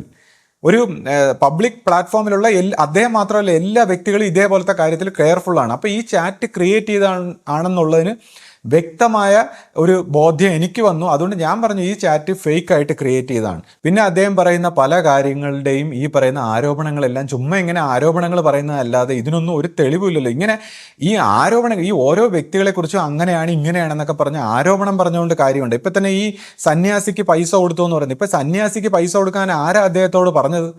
ഏതെങ്കിലും ഒരു സന്യാസി വന്ന് പൈസ ചോദിച്ചാൽ അദ്ദേഹം എടുത്ത് കൊടുക്കണോ ആ പൈസ? അപ്പോൾ ആ പൈസ കൊടുത്ത ആളിനല്ലേ തെറ്റ്? നമ്മളിപ്പോൾ ചുമ്മാ സന്യാസിമാരും ആരെങ്കിലും ഒക്കെ വരുമ്പോൾ പ്രീണിപ്പിക്കാനായിട്ട് പൈസ കൊടുക്കാൻ പാടില്ല. അതൊരു വില്ലേജ് ഓഫീസറെ പോലെ ഒരാൾക്ക് അറിഞ്ഞുകൂടെ? മണിയൊക്കെ വളരെ അക്കൗണ്ടബിൾ ആയിട്ടാണ് കൈകാര്യം ചെയ്യേണ്ടതെന്നുള്ളൊരു കാര്യം അറിഞ്ഞുകൂടെ? അപ്പം നമ്മളത് മനസ്സിലാക്കണം. ഇപ്പോൾ ആശയെ സംബന്ധിച്ച് നോക്കണേ, ആശയുടെ എറണാകുളത്തുള്ള സ്ഥലം വിറ്റപ്പോൾ നേരെ ഗുരുവിൻ്റെ കൈ കൊണ്ട് കൊടുത്തു. അന്നത്തെ കാലത്ത് അപ്പോൾ അത് ഗുരു ഇവിടെ ആശ്രമത്തിൽ അന്ന് വലിയൊരു തുകയാണ്. അപ്പോൾ അത് ആശ്രമത്തിലെ കാര്യങ്ങൾക്ക് ഉപയോഗിച്ചെങ്കിലും അത് ആശയുടെ പേരിൽ തന്നെ ഇവിടെ അക്കൗണ്ടിൽ രേഖപ്പെടുത്തുകയും ആശയ്ക്ക് പിന്നെ ഒരു സ്ഥലത്ത് 30 സെൻറ്റ് സ്ഥലം അതിനുവേണ്ടി അനുവദിച്ചു. നമ്മളിപ്പോൾ താമസിക്കുന്ന സ്ഥലം ഗുരു നേരിട്ട് ഇഷ്ടദാനമായിട്ട് തന്നതാണ്, ആശയ്ക്ക് കൊടുത്തതാണ് അന്ന് ഈ സ്ഥലം. അപ്പോൾ അതിനുശേഷം ഈ ബാക്കിയുള്ള പൈസ അവിടെ പിന്നെ ആശയ്ക്ക് പലപ്പോഴും ആശയുടെ ആവശ്യത്തിന് എടുക്കുകയും പിന്നീട് ലാസ്റ്റ് വന്നപ്പോൾ ഒരു 4 ലക്ഷം രൂപയും കൂടെ ആശ്രമത്തിൽ അത് ഉണ്ടായിരുന്നു. അപ്പോൾ ഈ വീട് വയ്ക്കുന്ന സമയത്ത് അവസാന ഘട്ടത്തിലെത്തിയപ്പോൾ എനിക്ക് കുറച്ച് പൈസയുടെ ഒരു ആവശ്യം ഉണ്ടായിരുന്നു. അപ്പോൾ ഞാനിങ്ങനെ ആശ അത് അവിടെ ചോദിച്ചിട്ടുണ്ടോ എന്ന് എനിക്കറിയില്ല. ഞാൻ എൻ്റെ മനസ്സിൽ ഇങ്ങനെ വിചാരിച്ചു, ഗുരുവേ ഒരു കുറച്ച് ആ പൈസയും കൂടെ കിട്ടിയിരുന്നേ. കാര്യം ഗുരുവിന് കൊടുത്ത ആ പൈസ തിരിച്ചു വാങ്ങിക്കാൻ സത്യം പറഞ്ഞാൽ എനിക്ക് ആഗ്രഹം ഇല്ലായിരുന്നു. പക്ഷേ ഞാൻ വിചാരിച്ചു ഗുരുവെ ആ പൈസ കുറച്ച് കിട്ടിയിരുന്നെങ്കിൽ ഞാൻ പിന്നീട് പൈസ വരുമ്പോൾ തിരിച്ചുകൊണ്ട് കൊടുക്കാമായിരുന്നു എന്നിങ്ങനെ മനസ്സിൽ വിചാരിച്ചു. പക്ഷേ അന്ന് വൈകുന്നേരം നിർമ്മല ജെന്നി ഇങ്ങനെ വിളിച്ച് ആശയോട് പറഞ്ഞത് ആ പൈസ അവിടെ റെഡി ആയിട്ടിരിപ്പുണ്ട്, വാങ്ങിച്ചുകൊണ്ട് വെക്കോളൂ. അപ്പോൾ നമ്മളെ സംബന്ധിച്ച് ഇങ്ങനെയാണ്. പൈസ ഇതേപോലെ നമ്മൾക്ക് ഈ പറയുന്ന പോലെ പൈസ എടുത്തു തട്ടിച്ചു മറിച്ചു ഇങ്ങനെ ഒരു അനുഭവം നമുക്കില്ല. ഇത്രയും വർഷങ്ങളായിട്ട് ഈ ആശ്രമമായിട്ട് ബന്ധപ്പെട്ട് പോകുമ്പോൾ നമ്മളെ സംബന്ധിച്ച് ഇങ്ങനെ ഒരു അനുഭവമില്ല. ഇപ്പോൾ എൻ്റെ വീട്ടിലാണെങ്കിൽ ഞാൻ അന്ന് കാലത്ത് ശിഷ്യഭൂത ഒരു ദിവസം ഒരു സുപ്രഭാതത്തിൽ എന്നോട് വിളിച്ച് പറഞ്ഞു, 2002 മറ്റോ ആണെന്ന് തോന്നുന്നു, ഇന്ന സ്ഥലത്തൊരു 10 സെൻറ്റ് ഉണ്ട്, നിങ്ങളത് മേടിക്കൂ. അപ്പോഴത്തേക്ക് ഞാൻ പറഞ്ഞു, ഗുരുവേ നമ്മുടെ വീടും സ്ഥലവും കൊടുത്തിട്ടില്ല, പൈസ ഇപ്പം തികയില്ല, ആ സ്ഥലം മേടിക്കാനുള്ള പൈസ തികയില്ല എന്ന് പറഞ്ഞപ്പോൾ അപ്പം തന്നെ വിമലായനിയോട് പറഞ്ഞു അവർക്ക് പൈസ കൊടുക്കൂ, അത് വാങ്ങിക്കൂ. അങ്ങനെ നമ്മൾ ആ സ്ഥലം കൊടുത്ത് ആ പൈസ നമ്മൾ ആ പൈസ കൊടുത്ത് ആ സ്ഥലം വാങ്ങിച്ചു. അതിനുശേഷം നമ്മുടെ വീട് വിറ്റ് കഴിഞ്ഞതിന് ശേഷമാണ് ഈ പൈസ കൊണ്ട് ആശ്രമത്തിൽ കൊടുക്കുന്നത്. അപ്പോൾ നമ്മളെ സംബന്ധിച്ച് ആശ്രമത്തിൽ നിന്ന് ക്രയവിക്രയ സ്വഭാവത്തിലോ പൈസയുടെ സ്വഭാവത്തിലോ ഒരു വിഷമങ്ങളും ഉണ്ടായിട്ടില്ല. ഈ അടുത്ത കാലത്താണ് ഞാൻ നോക്കുമ്പോൾ ഒരു സ്വാമി ചെറുതായിട്ട് പേഴ്സണലായിട്ട് എൻ്റെ അടുത്ത് ഒരു ചെറിയ അദ്ദേഹത്തിൻ്റെ പേഴ്സണലായിട്ടൊരു കാര്യത്തിന് ചോദിച്ചു. അപ്പം ഞാൻ പറഞ്ഞു, എൻ്റെ ഒരു സുഹൃത്തും ഇതേപോലെ ചോദിച്ചു. അപ്പം ഞാൻ പറഞ്ഞു, ഒരിക്കലും ഈ പേഴ്സണലായിട്ട് സന്യാസിമാർ ആരെടുത്തും സംസാരിക്കാതിരിക്കാൻ നമ്മുടെ ഓർഗനൈസേഷൻ ശ്രദ്ധിക്കണം. കാര്യം അതുപോലെ ഓരോരുത്തരും ഇങ്ങനെ പേഴ്സണലായിട്ട് ചോദിച്ചാൽ സത്യമായിട്ട് ഇപ്പോൾ സംഘടനാ സ്വഭാവത്തിൽ എല്ലാവരും കൂടെയൊക്കെ ഒത്തുചേർന്ന് പ്രവർത്തിക്കുന്നത് നല്ലതാണ്. പക്ഷേ ഇങ്ങനെ അക്കൗണ്ടബിലിറ്റി ഇല്ലാതെ ഒരു വലിയ സ്ഥാപനമാകുമ്പോൾ അക്കൗണ്ടബിലിറ്റി ഇല്ലാതെ മണി ഇങ്ങനെ ആരെങ്കിലും പേഴ്സണലായിട്ട് കൈകാര്യം ചെയ്താൽ അത് വലിയ അപകടമാണ്. ഇതേപോലുള്ള പരാതികളുണ്ടാവും. അപ്പോൾ മണി കാര്യങ്ങൾ അക്കൗണ്ടബിലിറ്റി ഉള്ള രീതിയിൽ കൈകാര്യം ചെയ്യും. അങ്ങനെ കൈകാര്യം ചെയ്തു കഴിഞ്ഞാൽ ഒരു പരാതി ഉണ്ടാവില്ല. അങ്ങനെ എത്രയോ പേര് പല സാഹചര്യത്തിൽ ഗുരുവിനോടോ ആശ്രമത്തിലോ ഡയറക്റ്റായിട്ട് പൈസ അല്ലെങ്കിൽ മറ്റു എന്തെങ്കിലും രീതിയിൽ കൈകാര്യം ചെയ്തിട്ടുള്ളവർക്കെല്ലാം അതിൻ്റേതായ രീതിയിൽ എല്ലാം തിരിച്ചു കിട്ടിയിട്ടുണ്ട്, പലിശ ഉൾപ്പെടെ തിരിച്ചു കിട്ടിയിട്ടുണ്ട്. അപ്പോൾ ഇത് ഇതേപോലുള്ള ചില വ്യക്തമായ ഇങ്ങനെയൊക്കെയുള്ള ആരോപണങ്ങൾ വരുമ്പോൾ അത് തികച്ചും വ്യക്തിഗതമാണ്. ഈ പറയുന്ന അത് ആരാണോ ആ സന്യാസിയോ അല്ലെങ്കിൽ ആരാണ് എന്താണെന്ന് വെച്ചാൽ അത് അന്വേഷിച്ച് ഇപ്പോൾ നിങ്ങൾ അങ്ങനെ ഒരു വിഷയം ഉണ്ടെങ്കിൽ അതിൻ്റെ നിങ്ങൾ തെളിവ് സഹിതം അത് ആ വ്യക്തിയോട് സംസാരിക്കണം, അല്ലാതെ ആശ്രമത്തിനോട് സംസാരിച്ചിട്ട് കാര്യമുണ്ടോ ഇതേപോലുള്ള കാര്യങ്ങൾ. അപ്പോൾ ഇതൊക്കെ ആശ്രമത്തിനെ അപമാനിക്കാനുള്ള ഒരു കാര്യമായിട്ട് ഓരോ വ്യക്തികളുടെയും കാര്യങ്ങളൊക്കെ എടുത്തു വെച്ച് ആശ്രമത്തിനെ അപമാനിക്കാനായിട്ട് തുനിഞ്ഞിറങ്ങിയ എന്ത് ചെയ്യും? ഏതെങ്കിലുമൊക്കെ വ്യക്തികൾക്ക് എന്തെങ്കിലുമൊക്കെ പേഴ്സണലായിട്ട് മനുഷ്യരാണ് ഈ സമൂഹത്തിൽ ജീവിക്കുമ്പോൾ മനുഷ്യരായിട്ടുള്ള വ്യക്തികൾക്ക് പല രീതിയിലുള്ള ഇഷ്യൂസ് ഉണ്ടാവും. ആ ഇഷ്യൂസിനൊന്നും ആശ്രമമല്ല ഉത്തരവാദി, അല്ലെങ്കിൽ ഈ പറയുന്ന ഒരു ആശയമല്ല. ഈ ആശയം ഉൾക്കൊണ്ട് ജീവിക്കാൻ നമുക്ക് ഓരോരുത്തർക്കും അതിൻ്റെതായ ലിമിറ്റേഷൻ ഉണ്ട്. ആ ആശയം അത്രയും ഡിവൈനായിട്ടുള്ള അത്രയും ഒരു ദൈവികമായിട്ടുള്ള ഒരു ആശയം വെറും പച്ച മനുഷ്യരായിട്ടുള്ള നമ്മളെ സംബന്ധിച്ച് അത് പാലിച്ച് ഓരോരുത്തരും വളരെ കഷ്ടപ്പെട്ടാണ് അത് പാലിച്ചുകൊണ്ട് പോകുന്നത്. നിങ്ങളെപ്പോലുള്ള വ്യക്തികൾ വളരെ ഈസി ആയിട്ട് പാലിക്കുന്നത് എങ്ങനെയാണെന്ന് എനിക്ക് അറിഞ്ഞുകൂടാ. ഇങ്ങനെ എല്ലാ കാര്യങ്ങൾക്കും പുള്ളി ഒരു ദുരൂഹമായിട്ടുള്ള കഥ മെനയുകയാണ്. ഞാൻ നോക്കുമ്പോൾ എല്ലാ കാര്യത്തിനും ഇപ്പോൾ വ്യക്തിഗതമായിട്ടുള്ള മനുഷ്യരുടെ ഭാഗത്തുനിന്ന് ഉണ്ടാകുന്ന ഓരോ പാളിച്ചകൾക്കും പുള്ളി ഓരോ കഥകൾ ഇങ്ങനെ മെനയാണ്. അപ്പോൾ ആ വ്യക്തിഗതമായ മനുഷ്യരുടെ പാളിച്ചകൾ ഉണ്ടാകുമ്പോൾ മാക്സിമം ആ വ്യക്തിയെ തിരുത്തിയെടുക്കാൻ പറ്റുന്നതാണെങ്കിൽ, ഇപ്പോൾ വ്യക്തികളെ ഓരോരുത്തരെയും തിരുത്തിയെടുക്കാൻ ഈ കർമ്മഗതികളായിട്ട് ഞാൻ നേരത്തെ പറഞ്ഞു, നമ്മൾ ചിന്തിക്കും മുമ്പേ നമ്മൾ അറിയും മുമ്പേ നമ്മുടെ പ്രവർത്തനം സ്റ്റാർട്ട് ചെയ്യുന്നു എന്നാണ് പറഞ്ഞത്. മനുഷ്യൻ്റെ അതായത് കർമ്മഗതി സ്റ്റാർട്ട് ചെയ്യാൻ. അപ്പോൾ ഇങ്ങനെയുള്ള വളരെ ശ്രദ്ധയോടെ ജീവിച്ചില്ലെങ്കിൽ ഇത്രമാത്രം അപകടമായിട്ടുള്ള ഒരു സാഹചര്യത്തിൽ ഓരോ വ്യക്തികളും അവരുടെ ഭാഗത്തു നിന്നും വരുന്ന പാളിച്ചകളെ അത് തിരുത്തിയെടുക്കാൻ പറ്റുന്നതാണെങ്കിൽ ഗുരു മാക്സിമം തിരുത്തിയെടുക്കാൻ ശ്രമിക്കുന്നു.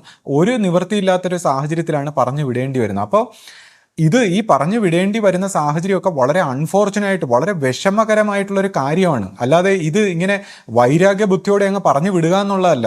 ഓരോ വ്യക്തികൾക്കും തെറ്റ് സംഭവിക്കുമ്പോൾ അത് ഒരു സമൂഹം എന്നുള്ള രീതി ഒരു തെറ്റ് വരുമ്പോൾ അത് വളരെ വിഷമത്തോടെയാണ് അതിനെ ഹാൻഡിൽ ചെയ്യേണ്ടത്. അല്ലാതെ അവൻ തെറ്റ് ചെയ്തില്ലേ, ഇവൻ കള്ളനല്ലേ, കാപട്ടിക്കാരനല്ലേ എന്ന് പറഞ്ഞ് അധിക്ഷേപിക്കുന്ന ഒരു സൊസൈറ്റി അല്ല ഒരു ആശ്രമം.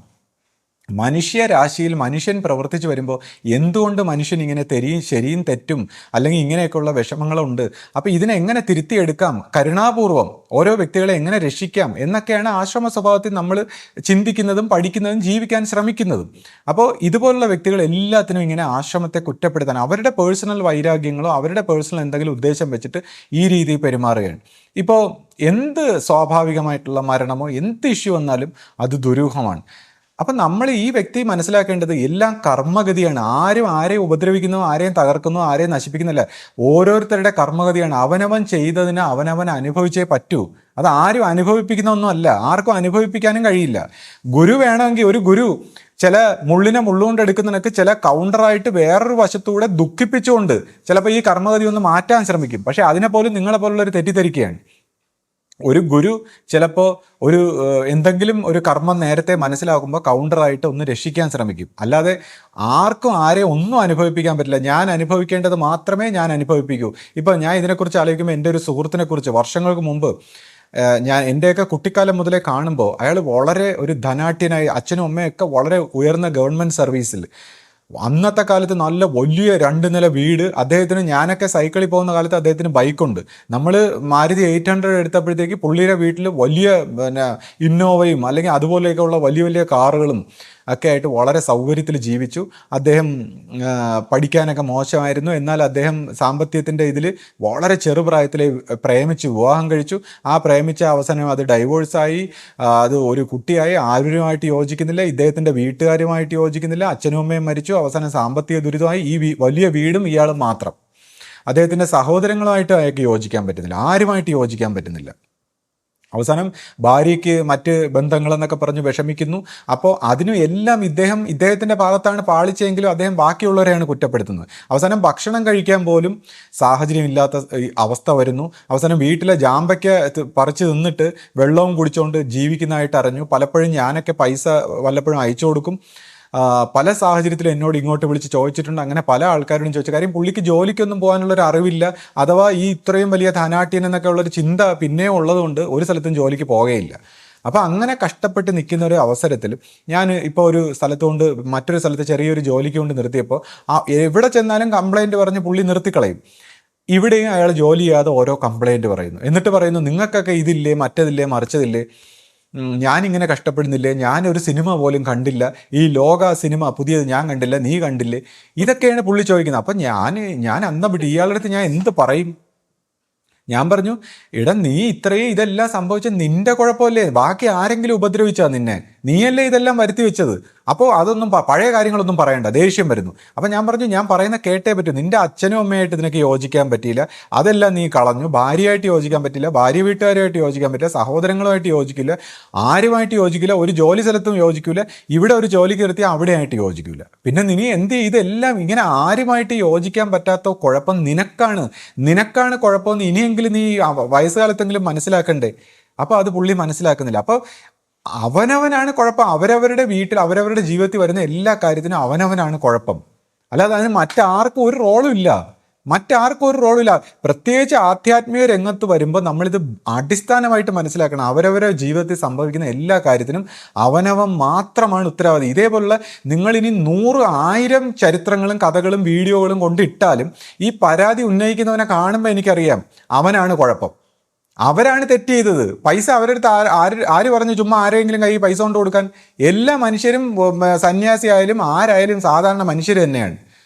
നമ്മൾ അക്കൗണ്ടബിലിറ്റി ഇല്ലാത്ത കാര്യങ്ങൾ, തെറ്റായ കാര്യങ്ങളെല്ലാം ചെയ്തിട്ട് പിന്നെ നമ്മൾ പറഞ്ഞിട്ട് കാര്യമില്ല. ഇനിയിപ്പോൾ ഈ സന്യാസി ഈ കഥയൊക്കെ ശരിയാണെന്ന് എനിക്കറിഞ്ഞൂടാ. ഈ പറഞ്ഞ സന്യാസിയുടെ ചരിത്രം ഇതൊന്നും എനിക്കറിഞ്ഞൂടാ. ഞാൻ ഒന്നും ശരിയാണ് അല്ലെങ്കിൽ ആരെയും ഞാൻ കുറ്റം പറയുന്നതല്ല. ഇനി അഥവാ ഇങ്ങനെയൊക്കെ സംഭവിച്ചിട്ടുണ്ടെങ്കിൽ അതിൻ്റെ കാര്യം ഇതാണ്. നമുക്ക് ആരെ ഇപ്പോൾ എത്ര പ്രോബ്ലം ഒന്നോ എത്ര കാര്യമൊന്നോ വന്ന് നിങ്ങൾ ക്വസ്റ്റ്യൻ ഉന്നയിക്കുമ്പോൾ തന്നെ നമുക്ക് അതിൻ്റെ ആൻസർ അറിയാം. ഇനിയിപ്പോൾ എത്ര പറഞ്ഞിട്ട് എന്ത് കാര്യം? ഇതിങ്ങനെ തന്നെയാണ്.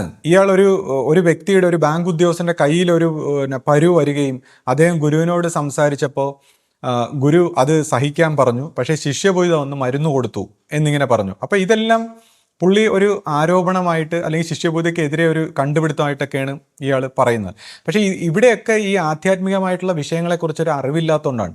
അതായത് ഇപ്പോൾ ഗുരു എന്ന് പറയുമ്പോൾ ദൈവത്തിനെ പോലെ കംപ്ലീറ്റ് ആയിട്ട് ഒരു എന്താണ് മൈൻഡ് ഉപയോഗിക്കാതെ സ്വയം ആ ദൈവപ്രകാശത്തിൽ ലയിച്ച് നിൽക്കുന്ന ഒരു സ്വഭാവത്തിലിരിക്കുമ്പോൾ ഗുരുവിന് വേണ്ടി എല്ലാ കാര്യങ്ങളും ചെയ്യുന്ന ശിഷ്യനാണ് എല്ലാ സങ്കല്പങ്ങളും ഗുരുപൂജകളും മറ്റെല്ലാ പ്രവൃത്തിയും ചെയ്യുന്നത്. അപ്പോൾ അബ്സല്യൂട്ടായിട്ടുള്ള പരമമായിട്ടുള്ള ദൈവത്തിന് തുല്യനായിട്ടുള്ള ഗുരുക്കന്മാർ നമ്മുടെ ജീവിതത്തിലെ ഒരു പ്രശ്നങ്ങൾക്കും മാറ്റം വരുത്തില്ല എന്നാണ് പറയുന്നത്.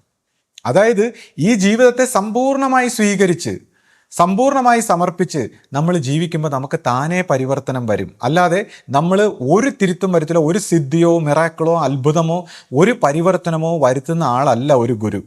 ഈ ജീവിതത്തിനെ സമ്പൂർണ്ണമായി സ്വീകരിക്കാൻ പഠിപ്പിക്കുന്ന അത്ഭുതങ്ങളോ സിദ്ധിയോ മിറാക്കളോ ഒന്നുമില്ല. പക്ഷേ ഗുരുവിൻ്റെ തന്നെ ചെറുപ്പത്തിൽ ഗുരുവിൻ്റെ ആധ്യാത്മിക പരിണാമത്തിൽ വന്നുകൊണ്ടിരിക്കുന്ന കാലഘട്ടത്തിലാണ് ഒരുപാട് രോഗങ്ങളും പ്രശ്നങ്ങളുമായിട്ടൊക്കെ ആൾക്കാർ വന്ന് അതിന് പരിഹാരം കിട്ടിയിട്ടുള്ള ആദ്യകാലങ്ങളിലാണ്. ഗുരു അബ്സല്യൂട്ടായിട്ടുള്ള ഗുരുവായിട്ടിരിക്കുന്ന സമയത്ത് അങ്ങനെയുള്ള കാര്യങ്ങൾ കുറവായിരുന്നു. അഥവാ സംഭവിച്ചെങ്കിൽ പോലും അതിൻ്റെ പിന്നിൽ ശിഷ്യഭൂതി അതുപോലത്തെ ശിഷ്യന്മാരാണ് പ്രവർത്തിക്കുന്നത്. ഒരു ഗുരു ദൈവമായിട്ട് ഇങ്ങനെ വിറ്റ്നസ് ചെയ്തിരിക്കുക എന്നുള്ളതാണ് ഗുരുവിൻ്റെ പ്രവൃത്തി. അത് മനസ്സിലാക്കണം. അബ്സല്യൂട്ട് ആയിട്ടുള്ള ഗുരുക്കന്മാരെ തിരിച്ചറിയാൻ പോലും പറ്റില്ല. അവർ ഒരു സാധാരണക്കാരനായിരിക്കും എന്നാണ് പറയുന്നത്. ഇപ്പോൾ ഒരു കാലത്ത് രമണ മഹർഷി ഒരു വിറ്റ്നസ് ചെയ്യുന്ന ഒരു കോൺഷ്യസ്നെസ്സിൽ അവയർനെസ്സിൽ ഇരിക്കുന്ന വ്യക്തിയാണ്. അദ്ദേഹം പ്രവർത്തിക്കാറില്ല. അപ്പോൾ രമണ മഹർഷിയെടുത്ത് ഒരു സ്ത്രീ അവരുടെ മകനെ പാമ്പ് കടിച്ചു എന്ന് പറഞ്ഞ് ബോധരഹിതനായ മകനെയും കൊണ്ട് രമണ മഹർഷിയുടെ മുമ്പിൽ കൊണ്ടുവച്ച് കരഞ്ഞു. അപ്പോൾ രമണ മഹർഷി ഞാൻ എന്ത് ചെയ്യുമെന്നും പറഞ്ഞ് രമണ മഹർഷി ഇരുന്ന് വിഷമിച്ചു. അതായത് രമണ മഹർഷി മനസ്സുപയോഗിക്കാത്ത ആളാണ്. അദ്ദേഹം ഒരു വിറ്റ്നസ് ആയിട്ട് ഇങ്ങനെ ഇരിക്കുകയാണ്. അദ്ദേഹം വളരെ വിഷമിച്ചു. എന്നിട്ട് അദ്ദേഹം പറഞ്ഞു ഈ കൊച്ചിനെ എടുത്തുകൊണ്ട് പോകൂ എന്ന് പറഞ്ഞപ്പോൾ ഈ കൊച്ചിനെ എടുത്തുകൊണ്ട് അവർ അരുണാചലത്തിൻ്റെ മല ഇറങ്ങി വരുമ്പോൾ അവിടെ ഒരു വിഷവൈദ്യൻ വന്ന് ഈ കൊച്ചിനെ ഭേദപ്പെടുത്തി. അതായത് ഒരു ജ്ഞാനിയായിട്ടുള്ള ഗുരുവിൻ്റെ വിഷമം കാണുമ്പോൾ മറ്റൊരു ശിഷ്യൻ അവിടെ അല്ലെങ്കിൽ ദൈവം അവിടെ ആളെ അയക്കും. ഈ ജ്ഞാനിയുടെ വിഷമം ആളയക്കുകയാണ്. അപ്പോൾ ഗുരു വിഷമിച്ചാൽ മറ്റൊരു വഴിയിൽ കൂടെ അതിനൊരു സൊല്യൂഷൻ ഉണ്ടാവും. അപ്പോൾ ഗുരു വിഷമിച്ചത് കൊണ്ടായിരിക്കും ഈ ഗുരുവിൻ്റെ പ്രവർത്തിക്കാൻ പറ്റുന്ന ശിഷ്യൻ അവിടെ വന്ന് ഇത് മാറ്റി. കാര്യം ഗുരുവിന് മാറ്റിക്കൂടാ. ഗുരു ഒന്നും മാറ്റില്ല. ചേഞ്ച് ചെയ്യാത്ത ആളാണ് ഗുരു. ദൈവമാണ്. ദൈവം ഈ ലോകത്തുണ്ടെങ്കിൽ ദൈവം ഒന്നിലും മാറ്റം വരുത്തുന്നില്ല. ഇതിനെ സമ്പൂർണ്ണമായി സ്വീകരിക്കുക എന്നുള്ളതാണ് ദൈവത്തിൻ്റെ രീതി. എല്ലാ കാര്യങ്ങളെയും സമ്പൂർണ്ണമായി സ്വീകരിക്കുക. അപ്പോൾ ഇന്ന് തന്നെ ഇപ്പോൾ ഇദ്ദേഹം പറയുന്നു ആദ്യകാലത്ത് ദർശനമൊക്കെ ഉണ്ടായിരുന്നു. ഇപ്പോൾ ശിഷ്യഭൂതയ്ക്ക് ദർശനമൊന്നുമില്ല. ഇപ്പൊ ദർശനം ഉണ്ടോ ഇല്ല എന്ന് എനിക്ക് അറിഞ്ഞില്ല. പക്ഷേ ഒരു കാര്യം ഞാൻ പറയാം. ഇപ്പൊ ശിഷ്യഭൂത അയാൾ പറഞ്ഞതിൽ കുറച്ച് കാര്യമുണ്ട്. കാര്യം ഇപ്പൊ ശിഷ്യഭൂത ദൈവത്തിനെ പോലെ ഒരു പ്രകാശ സ്വരൂപമായിട്ട് അവിടെ ഇരിക്കുകയാണ്. ധന്യം ഒന്നും ചെയ്യുന്നില്ല. ഇതിനെ സ്വീകരിച്ച് പ്രവർത്തിപ്പിക്കേണ്ടത് ശിഷ്യന്മാരുടെ ചുമതലയാണ്. ഗുരുവിന്റെ ആദ്യകാലങ്ങളിൽ ഗുരു എല്ലാം ദർശനത്തിൽ നോക്കിച്ചായിരുന്നു പ്രവർത്തിക്കുന്നത്. അപ്പൊ അങ്ങനെ പ്രവർത്തിച്ചുകൊണ്ടിരുന്നപ്പോൾ പിന്നെ തെറ്റുവരാൻ തുടങ്ങിയപ്പോൾ ഒരു അവധൂതൻ വന്ന് പറഞ്ഞു വാക്കാണ് സത്യം, സത്യമാണ് ഗുരു, ഗുരുവാണ് ദൈവം. അപ്പൊ ഇത് കേട്ടപ്പോൾ ഗുരുവിന് മനസ്സിലായി. അതായത് ഇനി നോക്കിച്ചല്ല, ഗുരു പറയണം. ആ സ്വയം പ്രകാശമായ അവബോധം ഗുരുവിൽ വന്നു കഴിഞ്ഞതോടുകൂടി ഇനി ഗുരു പറയണം. ഗുരുവിൻ്റെ ഇൻ്റലിജൻസിൽ, അല്ലാതെ നോക്കേം ദർശനം അങ്ങനെയൊന്നും അല്ല. ഗുരുവിൻ്റെ ഇൻ്റലിജൻസിലൂടെ സംസാരിക്കുമ്പോൾ അതാണ് വാക്ക്, അത് നടപ്പാക്കുക. അതിനുള്ള സമയമായി എന്ന് ഗുരുവിന് അത് മനസ്സിലായി. അതിനുശേഷം പിന്നെ ഗുരു ദർശനത്തിൽ നോക്കുകയല്ല, ശിഷ്യന്മാരെ കൊണ്ടാണ് നോക്കിക്കുന്നത്. കാര്യം അവരെ ഗുരുവിനൊന്നും നോക്കാൻ വേണ്ടി അല്ല, ശിഷ്യന്മാരിലൂടെ നോക്കിച്ച് അവരെ ഡെവലപ്പ് ചെയ്യാൻ വേണ്ടി ശിഷ്യന്മാരെ കൊണ്ട് നോക്കിക്കുകയാണ് ചെയ്യുന്നത്. അല്ല ഗുരു ദർശനത്തിൽ പിന്നെ ഒന്നും പറഞ്ഞിട്ടില്ല. അപ്പോൾ അതുപോലെ ഇപ്പോൾ ശിഷ്യഭൂത സ്വയം പ്രകാശമായിട്ടുള്ള അവബോധത്തിൽ ടച്ച് ചെയ്തിരുന്നു കഴിഞ്ഞാൽ ശിഷ്യഭൂത പറയുക, അത് ശരിയോ തെറ്റോ അത് അനുസരിക്കുക. അതനുസരിച്ച് ജീവിച്ച് നമ്മളത് സത്യമാക്കി അനുഭവിച്ച് എടുക്കുക എന്നുള്ളതാണ്. അപ്പോൾ ഇങ്ങനെയുള്ള സ്വയം പ്രകാശമായിട്ട് മാറിക്കഴിഞ്ഞാൽ ഗുരുക്കന്മാരൊന്നും പ്രവർത്തിക്കുന്നില്ല. അല്ലെങ്കിൽ ആ ഗുരുവിന് വേണ്ടി ശിഷ്യന്മാരാണ് പ്രവർത്തിക്കേണ്ടത്. കാര്യം മൈൻഡുള്ള തലത്തിലുള്ള ശിഷ്യന്മാരാണ് കരുണാ സ്വഭാവത്തിൽ പ്രവർത്തിക്കേണ്ടത്. ഗുരു അങ്ങനെ പ്രവർത്തിച്ചുകൂടാ. അപ്പോൾ ഗുരു ഒരു സാക്ഷിഭാവത്തിൽ നിൽക്കും. ഇപ്പം തന്നെ നമ്മൾ ഗുരുദർശനം എന്ന് പറയുമ്പോൾ ആ ഗുരുദർശനത്തിന് ഈ പ്രകാശ സ്വരൂപിയായിട്ടുള്ള ഗുരുവാണ് അവിടെ ഇരിക്കുന്നത്. അതായത് ഞാൻ എപ്പോഴും പറയും ഏകം സത്യമായിട്ടുള്ള പ്രകാശ സ്വരൂപിയായിട്ടുള്ള ആ ഗുരുവാണ് നവജ്യോതി ശ്രീ കരുണാകര ഗുരുവിലൂടെ 73 ശേഷം മാനിഫെസ്റ്റ് ചെയ്തത്. കാര്യം ഈ ഒരു ശരീര മനസ്സുകൾ ആക്ച്വലി ഈ പ്രകാശത്തെ ഡിസെൻഡ് ചെയ്യിപ്പിക്കാനുള്ള ഒരു ഉപാധിയാണ്. അപ്പോൾ ശിഷ്യഭൂതിയിലൂടെ ഈ പ്രകാശ ഗുരുവിനെ സ്വരൂപമായിട്ട്, ഇത് ഗുരുമാർഗത്തിൻ്റെ ഒരു സീക്രട്ടാണ്. ഗുരുദർശനത്തിലൂടെ എക്കാലവും ഈ പ്രകാശ സ്വരൂപിയായ ഗുരുവാണ് പ്രവർത്തിക്കുന്നത്. അങ്ങനെയുള്ള ഗുരു പ്രവർത്തിക്കുന്ന ആ സാഹചര്യത്തിൽ ഗുരുദർശനത്തിന് നിൽക്കുന്ന മറ്റ് ശിഷ്യന്മാരാണ് ഈ പ്രാർത്ഥിക്കേണ്ടത്. വരുന്ന ഓരോരുത്തർക്കും വേണ്ടി പ്രാർത്ഥിച്ച് ആ ദൈവത്തിൻ്റെ ഒരു അറ്റ്മോസ്ഫിയർ ഉണ്ടാക്കി എടുക്കേണ്ടത് അവിടെ ഇപ്പോൾ നിർമ്മല ജന്നി, നവനന്മസ്വാമി, ഋഷിരത്നയനി, അങ്ങനെ മറ്റ് ജന്യന്മാരും അവിടെ നിൽക്കുന്ന സന്യാസിമാരും ഇവരെല്ലാവരും കൂടെ ചേർന്ന് അവിടെ ഒരു പ്രാർത്ഥിച്ചുകൊണ്ടൊരു അറ്റ്മോസ്ഫിയർ ഉണ്ടാക്കണം. എന്നുവെച്ചാൽ പ്രകാശമായിട്ട് ദൈവം അവിടെ ഇരിക്കുകയാണ്. ദൈവത്തിൻ്റെ പ്രകാശം സ്വീകരിച്ച് പ്രാർത്ഥന അറ്റ്മോസ്ഫിയർ ആക്കി മനുഷ്യൻ്റെ തലത്തിലേക്ക്, മനുഷ്യൻ ഈ പ്രകാശം സ്വീകരിക്കാൻ കഴിയില്ല, നാച്ചുറലായിട്ട് സ്വീകരിക്കാൻ കഴിയില്ല. അപ്പോൾ ഈ ശിഷ്യന്മാരത് സ്വീകരിച്ച് മനുഷ്യൻ്റെ തലത്തിലേക്ക് മനുഷ്യനെ എത്തിച്ചു കൊടുക്കേണ്ട ശിഷ്യന്മാരുടെ ചുമതലയാണ്.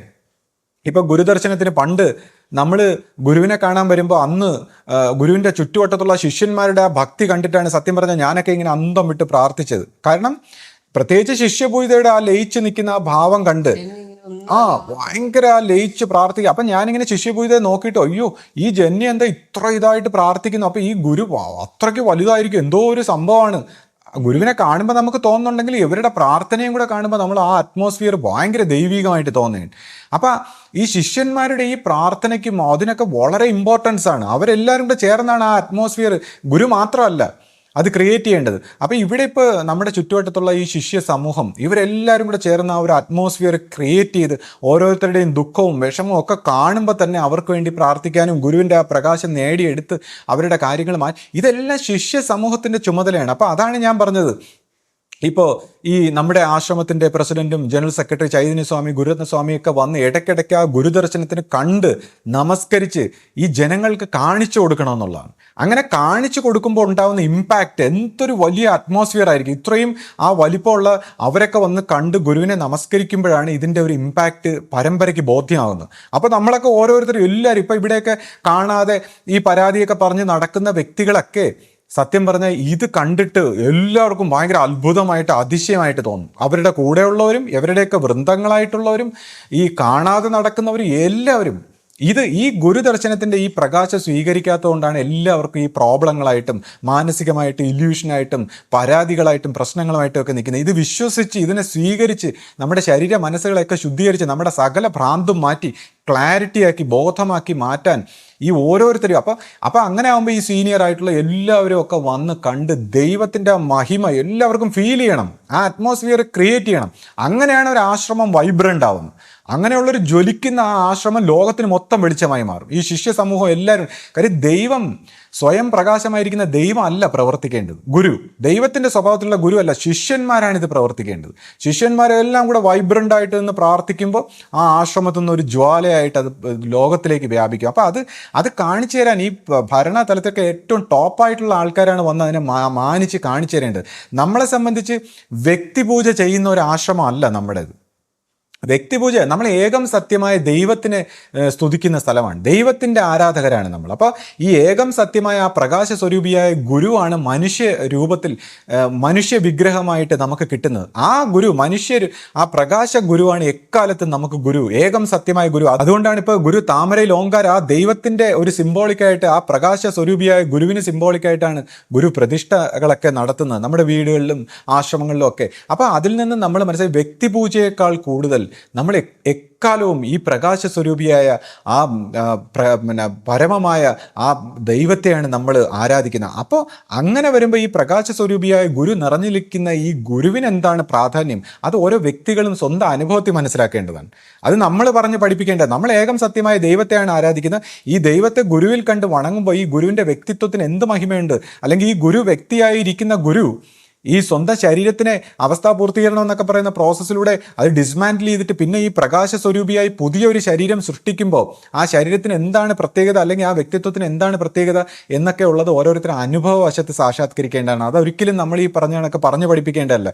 ഇപ്പോൾ ഞാൻ എന്തുകൊണ്ടാണ് ഇത് സംസാരിക്കുന്നത്, എൻ്റെ അനുഭവത്തിൽ എനിക്ക് കിട്ടിയിട്ടുള്ള കാര്യമാണ്. എനിക്കിതിപ്പോൾ ആരും പറഞ്ഞു തന്നതോ അല്ലെങ്കിൽ ഞാൻ എന്നെ പറഞ്ഞു പഠിപ്പിക്കുന്നതോ അല്ല, എൻ്റെ അനുഭവത്തിൽ കിട്ടിയിട്ടുള്ള കാര്യം. എൻ്റെ അനുഭവത്തിൽ എൻ്റെ ഈ വ്യക്തിഗതമായ മനസ്സ് നിശ്ചലമായപ്പോൾ ആ പ്രകാശ സ്വരൂപത്തിൽ നിന്ന് ഇങ്ങനെയാണ് നിങ്ങളുടെ ഗുരു അല്ലെങ്കിൽ നിങ്ങളുടെ ശിഷ്യപൂജിത ഇങ്ങനെയാണ്, ആ ഗുരുവിനെക്കുറിച്ച് ഇങ്ങനെ പറഞ്ഞു കൊടുക്കണം എന്നുള്ളൊരു അറിയിപ്പ് കിട്ടുമ്പോൾ, അല്ലെങ്കിൽ അതിൻ്റെ ഒരു ദർശന സ്വഭാവത്തിൽ ഇങ്ങനെ ഒരു വാക്കുകൾ നമ്മൾ കേൾക്കുമ്പോൾ അതിനെ നമ്മൾ സ്വീകരിക്കുകയാണ്. അപ്പോൾ അതിനെ എന്തിന് സ്വീകരിക്കുന്നു എന്നവർ ചോദിക്കുക. അത് കൺഫ്യൂഷനല്ലേ ഇല്യൂഷനല്ലേ എന്നൊക്കെ ചോദിച്ചാൽ അവിടെയാണ് നിങ്ങൾ ഞാൻ ആരാണ് എന്താണെന്നൊക്കെ നിങ്ങൾ അന്വേഷിക്കേണ്ടത്. നിങ്ങളുടെ ഈ ജാഗ്രൽ സ്വപ്ന സുഷുപ്തി എന്താണ്, ഓരോ വ്യക്തികളുടെ നമ്മൾ ഈ പറയുന്ന ലോകത്തിന്റെ ലോജിക്കിൽ ഈ ജാഗ്രൽ സ്വപ്ന സുഷുപ്തിക്ക് പോലും സ്ഥിരതയില്ല. അതിങ്ങനെ മാറിക്കൊണ്ടേയിരിക്കുന്നു. എന്നിട്ട് ഈ പറയുന്ന ചിന്തകളും നമ്മൾ ജനിച്ചത് എങ്ങനെയെന്ന് അറിഞ്ഞുകൂടാ, മരിക്കുന്നത് എങ്ങനെയെന്ന് അറിഞ്ഞുകൂടാ, ഒരു തീരുമാനവും ഇല്ല. അപ്പോൾ ഇങ്ങനെയുള്ള അസ്ഥിരമായിട്ടുള്ള ഈ ലോകത്തിൽ സ്ഥിരമായിട്ടുള്ള നമ്മുടെ ആനന്ദത്തിന്റെ നിങ്ങളെപ്പോലുള്ള ഇവരെ പോലുള്ള വ്യക്തികളൊക്കെ വന്ന് നമ്മളെ ഇങ്ങനെ പരിഹസിക്കുന്ന, കളിയാക്കുന്ന, ഉപദ്രവിക്കുന്ന രോഗങ്ങളും പീഡകളും കഷ്ടതയുള്ള ഈ ലോകത്തിനെ എന്തിനു ഞാൻ വിശ്വസിക്കണം? ഈ ലോകത്തിന്റെ ലോജിക്കിനെ ഞാൻ എന്തിനു വിശ്വസിക്കണം? അപ്പോൾ ഈ ലോകത്തിന്റെ ലോജിക്കിനെ അതിവർത്തിച്ചിട്ടുള്ള സത്യസ്വരൂപത്തിലുള്ള ഒരു പ്രകാശ സ്വരൂപത്തിലുള്ള ആനന്ദ സ്വരൂപത്തിലുള്ള കോൺഷ്യസ്നെസ്സിന്റെ ജനന മരണങ്ങളില്ലാത്ത എല്ലാ രഹസ്യങ്ങളും തുറക്കുന്ന ഒരു കോൺഷ്യസ്നെസ്സിനെയല്ലേ ഞാൻ വിശ്വസിക്കേണ്ടത്. കാര്യം ജനിച്ചാലും മരിച്ചാലും നശിക്കാത്ത, ജനന മരണങ്ങളില്ലാത്ത, നമ്മുടെ ജീവന്റെ പൊരുൾ മനസ്സിലാക്കി തരുന്ന, നമ്മൾ ജനിക്കുന്ന മുമ്പുള്ള അവസ്ഥ എന്താണെന്ന് രഹസ്യങ്ങളൊക്കെ മനസ്സിലാക്കി തരുന്ന ഒരു കോൺഷ്യസ്നെസ്സിനെയല്ലേ ഞാൻ വിശ്വസിക്കേണ്ടത്. അല്ലാതെ ഞാൻ ഈ അസ്ഥിരമായിട്ടുള്ള കോൺഷ്യസ്നെസ്സിനെ എന്തിനു വിശ്വസിക്കണം? ഇനി ഞാൻ മാത്രമാണോ? ഇതേപോലുള്ള ബുദ്ധ സ്വഭാവത്തിൽ ഈ അനുഭവം കിട്ടിയിട്ടുള്ള എല്ലാവരും ഒരേ സ്വരൂപത്തിൽ പറയുന്നു, ഇങ്ങനെ ഒരു ആനന്ദ സ്വഭാവത്തിലുള്ള ഒരു കാര്യമുണ്ട്, നിങ്ങളുടെ ഉള്ളിൽ ഒളിച്ചിരിപ്പുണ്ട്. അതിനെയാണ് എല്ലാവരും ഒരേപോലെ തേടിക്കൊണ്ടിരിക്കുന്നത്. എത്രയോ കാലത്ത് എല്ലാവരും എല്ലാ കാര്യങ്ങളും ഉപേക്ഷിച്ച് ഇതിനെ അന്വേഷിക്കുന്നു, ഈ അകത്തിരിക്കുന്ന ഈ തെളിച്ചമായിരിക്കുന്ന പ്രകാശത്തെ. അപ്പോൾ അത് അത്രയ്ക്ക് സത്യമായതുകൊണ്ടാണ്. അത് ഇല്ല എന്നൊക്കെ പറയുന്ന ചില ആൾക്കാരൊക്കെ വന്ന് ചുമ്മാ ഇല്ല എന്നൊക്കെ പറയുന്നത് അവരുടെ വെറും ഈ ലോജിക്കലായിട്ടുള്ള ഒരു തോട്ട് പ്രോസസ്സിൽ അവരിങ്ങനെ അടിമയായി കിടക്കുന്നുകൊണ്ടാണ്. ഈ ലോജിക്കും ഈ ഒരു ദ്വന്ദ്വ സൃഷ്ടി നമ്മുടെ ബ്രെയിൻ സൃഷ്ടിച്ച ഒരു ഹാലൂസിനേഷൻ്റെ ഭാഗമാണ് നമ്മൾ ഈ ലോജിക്കും. ഇത് ഒരിക്കലും ഈ ലോജിക്ക് മനുഷ്യൻ്റെ ബ്രെയിനായിട്ടുള്ള ഈ സൃഷ്ടിയുടെ മെട്രിക്സ് ആയിട്ടുള്ള ലോജിക്ക് ദൈവികമായിട്ടുള്ള സത്യത്തെ അറിയാൻ സമ്മതിക്കില്ല. അത് അതിനെ നിശ്ചലമാക്കണം. അതിനാണ് ചിത്തവൃത്തി നിരോധനം. ഈ ബ്രെയിനിനെ നിശ്ചലമാക്കുമ്പോൾ മാത്രമാണ് ഈ പ്രകാശ സ്വരൂപത്തിലിരിക്കുന്ന പ്രപഞ്ചത്തിന്റെ രഹസ്യം മനസ്സിലാകുന്നത്. അത് ജനനത്തിനും മരണത്തിനും ഒക്കെ ഉപരിയായിട്ടുള്ള, അതിൻ്റെ മുന്നിൽ ഒന്നും മനുഷ്യന് വാല്യുബിൾ ആയിട്ട് തോന്നൂല, മറ്റൊന്നും. അതുകൊണ്ടാണ് ഇതിനെല്ലാം ഉപേക്ഷിച്ചിട്ട് ആൾക്കാർ ഓടുന്നത് അതിനുവേണ്ടി, അല്ലെങ്കിൽ ജന്മാന്തരത്തിന്റെ സുഹൃതമായിട്ട് ഓടുന്നത്. അപ്പം അങ്ങനെയുള്ളൊരു തെളിച്ചത്തിനെ ഞാൻ വിശ്വസിക്കുന്നു. അത് ഗുരുവും നമ്മുടെ അടുത്ത് അതിനെ വിശ്വസിക്കാൻ പറഞ്ഞു, അതിനുവേണ്ടി ജീവിക്കാൻ പറഞ്ഞു. അപ്പോൾ അങ്ങനെയുള്ളൊരു തെളിച്ചത്തിൽ നിന്ന് എൻ്റെ ഗുരുവിനെക്കുറിച്ച് കിട്ടിയ അറിയിപ്പുകൾ ഞാൻ വിശ്വസിക്കുന്നു. അല്ലാതെ ഇവിടെയുള്ള ഈ സംശയത്തിൻ്റെയും പരാതിയുടെയും പ്രശ്നത്തിൻ്റെയും പ്രോബ്ലത്തിൻ്റെയും ഒരു ലോജിക്കിനെ ഞാൻ വിശ്വസിക്കുന്നില്ല. അതിനെയല്ല ഞാൻ വിശ്വസിക്കുന്നത്. ആ സത്യത്തിൻ്റെ ലോജിക്കും ശാന്തിയും സമാധാനവും ഈ ലോകത്തേക്ക് എത്തിക്കാനാണ് നമ്മൾ പരിശ്രമിക്കുന്നത്. അപ്പോൾ അവിടെ ഇപ്പോൾ ഇനി ശിഷ്യപൂജിത പറഞ്ഞാൽ പോലും ഞാൻ അംഗീകരിക്കില്ല. അതായത് ശിഷ്യപൂജിത പറയണേ എനിക്ക് ഒരു പ്രത്യേകതയില്ല, ഞാൻ ഒന്നുമല്ല എന്ന് ശിഷ്യപൂജ പറഞ്ഞാൽ പോലും ഞാൻ അംഗീകരിക്കില്ല. കാരണം ഞാൻ അത് അനുഭവിച്ചിരിക്കുന്നത്, ഈ സത്യത്തിൽ നിന്ന് എനിക്ക് പറഞ്ഞു തന്നേക്കുന്ന അറിവാണ് ശിഷ്യപൂജയിൽ ഈ പ്രകാശം ഉണ്ടെന്ന്. കൂടാതെ ഇങ്ങനെയുള്ള പ്രകാശ സ്വരൂപത്തിലുള്ള ഗുരുക്കന്മാർ, സിദ്ധന്മാരോ അത്ഭുതങ്ങളോ ഒന്നും കാണിക്കില്ല, നോർമലാണ്. അവരെ തിരിച്ചറിയാൻ പോലും പറ്റില്ലെന്നാണ് പറയുന്നത്. പിന്നെ ഗുരുവിൻ്റെ അടുത്ത് നിന്ന് പരിണമിച്ച് വന്നുകൊണ്ട് മനസ്സിൻ്റെ എന്തെങ്കിലും ഒരു എലമെൻറ്റിൽ എന്തെങ്കിലും സിദ്ധിയോ അത്ഭുതങ്ങളോ പ്രവർത്തിക്കാൻ കഴിയുമോ, അത് ഗുരു ഏത് രീതിയിലാണ് ഹാൻഡിൽ ചെയ്യുന്നതെന്ന് എനിക്കറിഞ്ഞൂടാ. പക്ഷേ ഇത്തരത്തിലുള്ള ഗുരുക്കന്മാർ ഒരു സിദ്ധിയോ അത്ഭുതങ്ങളോ ഒരു കാര്യങ്ങളോ നേരിട്ട് പ്രവർത്തിക്കില്ല. അവരിലൂടെ അവർ പോലും അറിയാതെ ആ ദൈവം പ്രവർത്തിക്കുന്നു. പ്രാർത്ഥിച്ചാൽ സംഭവിച്ചോളൂ എന്ന് മാത്രമല്ല, അവരിലൂടെ അവർ പോലും അറിയാതെ ആ ദൈവം പ്രവർത്തിക്കുന്നു എന്നാണ് പറയുന്നത്. സ്വാമി കബീർദാസ് ചെല്ലുമ്പോൾ രാമാനന്ദ സ്വാമിക്ക് താൻ ആരാണെന്ന് പോലും അറിയില്ല. എന്ന് വെച്ചാൽ ദൈവത്തിന്റെ ആ പരിപൂർണമായ പ്രകാശം അദ്ദേഹത്തെ നിൽക്കുന്നതെന്ന് അദ്ദേഹത്തിന് അറിയില്ല. കബീർദാസ് ആണ് പറയുന്നത് ഇദ്ദേഹം ഇങ്ങനെയുള്ള ഗുരുവാണെന്ന്. അദ്ദേഹത്തിന്റെ ശിഷ്യന്മാർക്കും അറിയില്ല. അപ്പൊ കബീർദാസ് പറഞ്ഞു കൊടുക്കുന്നു, അപ്പോൾ എല്ലാവർക്കും മനസ്സിലാവുന്നു. എന്നിട്ട് കബീർദാസിന് ഇദ്ദേഹത്തിന്റെ കൂടെ നിൽക്കുമ്പോൾ എല്ലാ അത്ഭുതങ്ങളാണ്. അപ്പോൾ ആ ഗുരുവിൻ്റെ രൂപത്തിൽ പോലും ദൈവം വേറൊരു രൂപം സ്വീകരിച്ച് പോലും വരുന്നു എന്നാണ് പറയുന്നത്. ഇപ്പം നമ്മുടെ ഗുരുവിൻ്റെ അനുഭവം ഉണ്ട്. അതായത് ഗുരുവിൻ്റെ രൂപം സ്വീകരിച്ച് പല സ്ഥലത്ത് ഈ ദൈവ പ്രകാശ സ്വരൂപിയായ ഗുരു പല രൂപത്തിൽ പ്രത്യക്ഷപ്പെട്ടു എന്നാണ് പറയുന്നത്. അങ്ങനെയുള്ള അനുഭവങ്ങൾ ഇതേപോലുള്ള ഗുരുക്കന്മാരെ സാഹചര്യത്തിൽ അവർ പോലും അറിയാതെ ഈ ദൈവത്തിൻ്റെ അത്ഭുതങ്ങൾ നടക്കുന്നതല്ലാതെ അവർ നേരിട്ടൊന്നും പ്രവർത്തിക്കുന്നില്ല. നേരിട്ട് നമ്മുടെ ഈ പ്രകാശം നമുക്കെല്ലാവർക്കും ഈ പ്രകാശ സ്വഭാവത്തിൽ ഇതിങ്ങനെ പകർന്നു വരുന്നു. അത് എടുത്തു വെച്ച് നമ്മൾ എന്താക്കി മാറ്റുന്നു, അത് നമ്മുടെ വിശ്വാസവും നമ്മുടെ പ്രവൃത്തി. അപ്പോൾ ഇവിടെ ഇപ്പോൾ പ്രസിഡന്റ് ആയാലും ജനറൽ സെക്രട്ടറി ആയാലും അല്ലെങ്കിൽ മറ്റേത് സ്ഥാനത്തുള്ള ആരും സ്ഥായിയായിട്ടുള്ള പൊസിഷനൊന്നും അല്ല. അത് പുതിയ പുതിയ തലമുറയിൽ ഓരോരുത്തരും വളർന്നു വരുമ്പോൾ അത് മാറിക്കൊണ്ടിരിക്കും. അല്ലെങ്കിൽ അങ്ങനെ മാറാൻ വേണ്ടി നമ്മൾ പുതിയ തലമുറയെ വാർത്തെടുക്കണമെന്നുള്ളതാണ് നമ്മൾ ഓരോരുത്തരും. ഇപ്പോൾ ഗുരു ശിഷ്യനെ വളർത്തിയെടുക്കുന്നു, ആശ്രമത്തിൽ ഗുരു ശിഷ്യനെ വളർത്തിയെടുക്കുന്നു. വളർത്തിയെടുക്കുന്നു എന്ന് പറയുന്ന പോലെ തന്നെ ഈ നമ്മൾ സന്യാസ സംഘങ്ങളിൽ നിന്നും ഗൃഹസ്ഥാശ്രമികളിൽ നിന്നും ഒക്കെ ഉചിതമായ തലത്തിലേക്ക് ഓരോ വ്യക്തികളെയും നമ്മൾ വളർത്തിയെടുക്കണം. അല്ലാതെ നമ്മൾ ഓരോ വ്യക്തികൾക്ക് പ്രാധാന്യമായിട്ട് വ്യക്തികൾ പിന്നെ പല പല രീതിയിൽ വളർന്നു വരിക എന്നുള്ള അല്ല ആശ്രമ സ്വഭാവത്തിലെ ഉദ്ദേശം. നമുക്ക് ഈ ആശയത്തിന്, ഈ ദൈവമാർഗത്തിനാണ് ഇവിടെ പ്രാധാന്യം. വ്യക്തികൾ നമ്മൾ ഓരോ സ്ഥാനത്തിലേക്ക് അതിനെ നിയന്ത്രിക്കാനും അതിനെ നടത്തിക്കൊണ്ടു പോകാനും നമ്മൾ ഒരു ടെമ്പററി ആയിട്ടുള്ള ഒരു പൊസിഷനാണ്. അപ്പോൾ ഇവിടെ അങ്ങനെയുള്ള ഒരു കാര്യങ്ങളുമില്ല. അപ്പോൾ ഇതേപോലുള്ള കുറച്ച് ആൾക്കാർക്ക് ഇങ്ങനെ തെറ്റിദ്ധാരണ വരുന്നതുകൊണ്ടാണ് ഞാനിത് സംസാരിക്കുന്നത്. അധികാര സ്വഭാവത്തുള്ളവരും അത് മനസ്സിലാക്കണം. കാരണം ഈ വ്യക്തികൾക്ക് അല്ലെങ്കിൽ പല പല ഓരോ ഇന്ന കുറച്ച് വ്യക്തികൾക്ക് മാത്രമാണോ പ്രാധാന്യം എന്നൊക്കെ തെറ്റിദ്ധരിക്കുകയാണ്. പക്ഷേ ഗുരു സ്വഭാവത്തിൽ ഗുരു ആരെ യഥാർത്ഥ കാലത്ത് നിയമിക്കുന്നോ, അത് ഗുരുപ്രകാശത്തിൽ നിന്ന് കിട്ടുന്ന നിർദ്ദേശത്തിനനുസരിച്ച് ആരെ കിട്ടുന്നോ ഓരോരുത്തരെയും എല്ലാവരെയും ദൈവത്തെ പോലെ കാണണമെന്നാണ് ഗുരു നമ്മളെ പഠിപ്പിച്ചിട്ടുള്ളത്. അപ്പോൾ തീർച്ചയായിട്ടും സന്യാസ സ്വഭാവത്തിൽ നമ്മൾ സദ്ഗുരുവെ ശരണം എന്ന് പറയുമ്പോൾ നിന്നിലെ സദ്ഗുരുവിനെ ഞാൻ വണങ്ങുന്നു എന്നാണ്. അപ്പോൾ നമ്മൾ പരസ്പരം നമ്മൾ ഉള്ളിലിരിക്കുന്ന ഗുരുവിനെ വണങ്ങുന്ന രീതിയിൽ നമ്മൾ ഓരോ സന്യാസിമാരെയും വണങ്ങുന്നു. അപ്പോൾ അങ്ങനെ വണങ്ങുമ്പോഴും നമ്മൾ ഓരോരുത്തരും മനസ്സിലാക്കിക്കൊണ്ട് നമ്മുടെ ഉള്ളിലെ ഗുരുവിനെയാണ് അയാൾ വണങ്ങുന്നത്, അല്ലാതെ നമ്മളെ അല്ല. വ്യക്തിപൂജ എന്നുള്ള അല്ലെങ്കിൽ വ്യക്തി മഹാത്മ്യം എന്നുള്ള രീതിയിൽ വരുമ്പോഴെല്ലാം അവിടെ അധപ്പതനമാണ്. അഹങ്കാരം എന്നുള്ളൊരു സ്വഭാവത്തിൽ വരുമ്പോൾ അധപ്പതനമാണ്. ഇപ്പം ഇയാളൊരു കഥ പറഞ്ഞു. അതായത് കഴുതപ്പുറത്ത് വിഗ്രഹം കൊണ്ടുപോകുമ്പോൾ കഴുത സ്വയം വിചാരിക്കുമെന്നൊക്കെ പറഞ്ഞു, തന്നെയാണെന്ന് വിചാരിക്കുമെന്നൊക്കെ പറയുന്നു. ആ കഥ ഇയാൾ പറഞ്ഞതിൽ ഒരു കാര്യം സത്യമാണ്. കഴുതപ്പുറത്തിരിക്കുന്ന തന്നെയാണ് ആരാധിക്കുന്നതെന്ന് കഴുത തെറ്റിദ്ധരിക്കും, കഴുതകളെ തെറ്റിദ്ധരിക്കൂ. അതായത് കഴുതകൾ പോലെയുള്ള വ്യക്തികൾ മാത്രമേ തന്നെയാണ് ആരാധിക്കുന്നതെന്ന് തെറ്റിദ്ധരിക്കൂ. ജ്ഞാനിയായ ഒരു വ്യക്തി തന്നെയാണ് ആരാധിക്കുന്നതെന്ന് തെറ്റിദ്ധരിക്കില്ല. ഇപ്പോൾ ജ്ഞാനിയായ ഒരു വ്യക്തി തന്നിലിരിക്കുന്ന ഗുരുവിനെ, ദൈവത്തിനെയാണ് ആരാധിക്കുന്നതെന്ന് അദ്ദേഹത്തിന് വ്യക്തമായിട്ടറിയാം. ഈ ശരീര മനസ്സുകളിലിരിക്കുന്ന ഞാനെന്ന അഹന്ത താനൊന്നുമല്ല എന്ന് അവർ തിരിച്ചറിഞ്ഞവരാണ്. അപ്പോൾ തന്നിലൂടെ ദൈവത്തിനെയാണ് ഓരോ വ്യക്തികളും വന്ന് നമസ്കരിക്കുന്നതും പ്രാർത്ഥിക്കുന്നതെന്നും എല്ലാ ഗുരുക്കന്മാർക്കും അറിയാം. ഇപ്പം നമ്മുടെ ഗുരുവിനെ സംബന്ധിച്ചായാൽ പോലും ഗുരുവിൻ്റെ ആ ശരീര മനസ്സുകളിൽ ഗുരുവിനെ വന്ന് വണങ്ങുമ്പോൾ ഗുരു പലപ്പോഴും പ്രഭോ എന്നും ദൈവം എന്നൊക്കെ പറഞ്ഞ് കണ്ണടയ്ക്കുമ്പോൾ ആശയ്ക്ക് വിഷമമായിരുന്നു. ആശ ഇങ്ങനെ ചോദിക്കും, ഗുരു ദൈവമല്ലേ, ഗുരു ആരെയാണ് ഇനി പ്രാർത്ഥിക്കുന്നത്? അപ്പോൾ ഗുരു പറയുന്നു, ഈ പ്രകാശ സ്വരൂപിയായ ആ ദൈവം. അപ്പോൾ ഈ ശരീര മനസ്സുകൾക്ക് ഒരു ഇൻ്റലിജൻസ് ഉണ്ട്. ആ വ്യക്തിത്വം അല്ല ദൈവം, അതിന് ഉപരിയായ ഒരു പ്രകാശസ്വരൂപിയായ ദൈവം. എന്നാൽ ഈ പ്രകാശസ്വരൂപി ഇതിലേക്ക് വന്നു കഴിയുമ്പോൾ ഈ ശരീര മനസ്സുകൾക്ക് ഒരു പ്രത്യേകത ഉണ്ടാകുന്നുണ്ട്. അത് വേറെ കാര്യം. പക്ഷേ ഇതിനുള്ളിലാണ്. അപ്പോൾ ഈ ജ്ഞാനിയായ വ്യക്തി മനസ്സിലാക്കുന്നതെന്ന് വെച്ചാൽ തന്നെ വന്ന് എല്ലാവരും നമസ്കരിക്കുകയും പ്രാർത്ഥിക്കുകയും ചെയ്യുമ്പോൾ ഇതിൻ്റെ ഉള്ളിലിരിക്കുന്ന ദൈവത്തിനെയാണ് വണങ്ങുന്നത് എന്ന് എല്ലാ ഗുരുക്കന്മാർക്കും വ്യക്തമായിട്ടറിയാം. അതാണ് അവർ ജ്ഞാനി. എന്നാൽ കഴുതകളെ പോലുള്ള വ്യക്തികളാണ് തന്നെയാണെന്ന് വിചാരിക്കുന്നതും അതിൻ്റെ കർമ്മഗതികളെല്ലാം ഏറ്റെടുക്കുന്നതും. അപ്പോൾ അതുകൊണ്ട് അയാൾ പറഞ്ഞതുപോലെ അത് മനസ്സിലാക്കുന്ന വ്യക്തികളുണ്ട്, മനസ്സിലാക്കാത്ത വ്യക്തികളുണ്ട്. അതൊക്കെ ഓരോരുത്തരുടെയും അനുഭവത്തിനും ജ്ഞാനത്തിനും അനുസരിച്ച്. പക്ഷേ നമ്മളെ സംബന്ധിച്ച് ഇവിടെ വ്യക്തിപൂജകളും വ്യക്തി പ്രാധാന്യങ്ങളും ഒന്നുമില്ല. ഏകം സത്യമായ ദൈവത്തിനും ആ ദൈവത്തിൻ്റെതായ ആശയത്തിനും മാത്രമാണ് പ്രാധാന്യം. അത് ഉൾക്കൊണ്ട് തന്നെയാണ് നമ്മൾ ഓരോരുത്തരും ജീവിക്കേണ്ടത്. പിന്നെ ഓരോ കാലാകാലങ്ങളിൽ ഓരോ സ്ഥാനത്ത് ഓരോ അധികാരികൾ അതിന് ഉചിതമായ ആൾക്കാരെ ഗുരു നിർദ്ദേശപ്രകാരം വരുന്നു.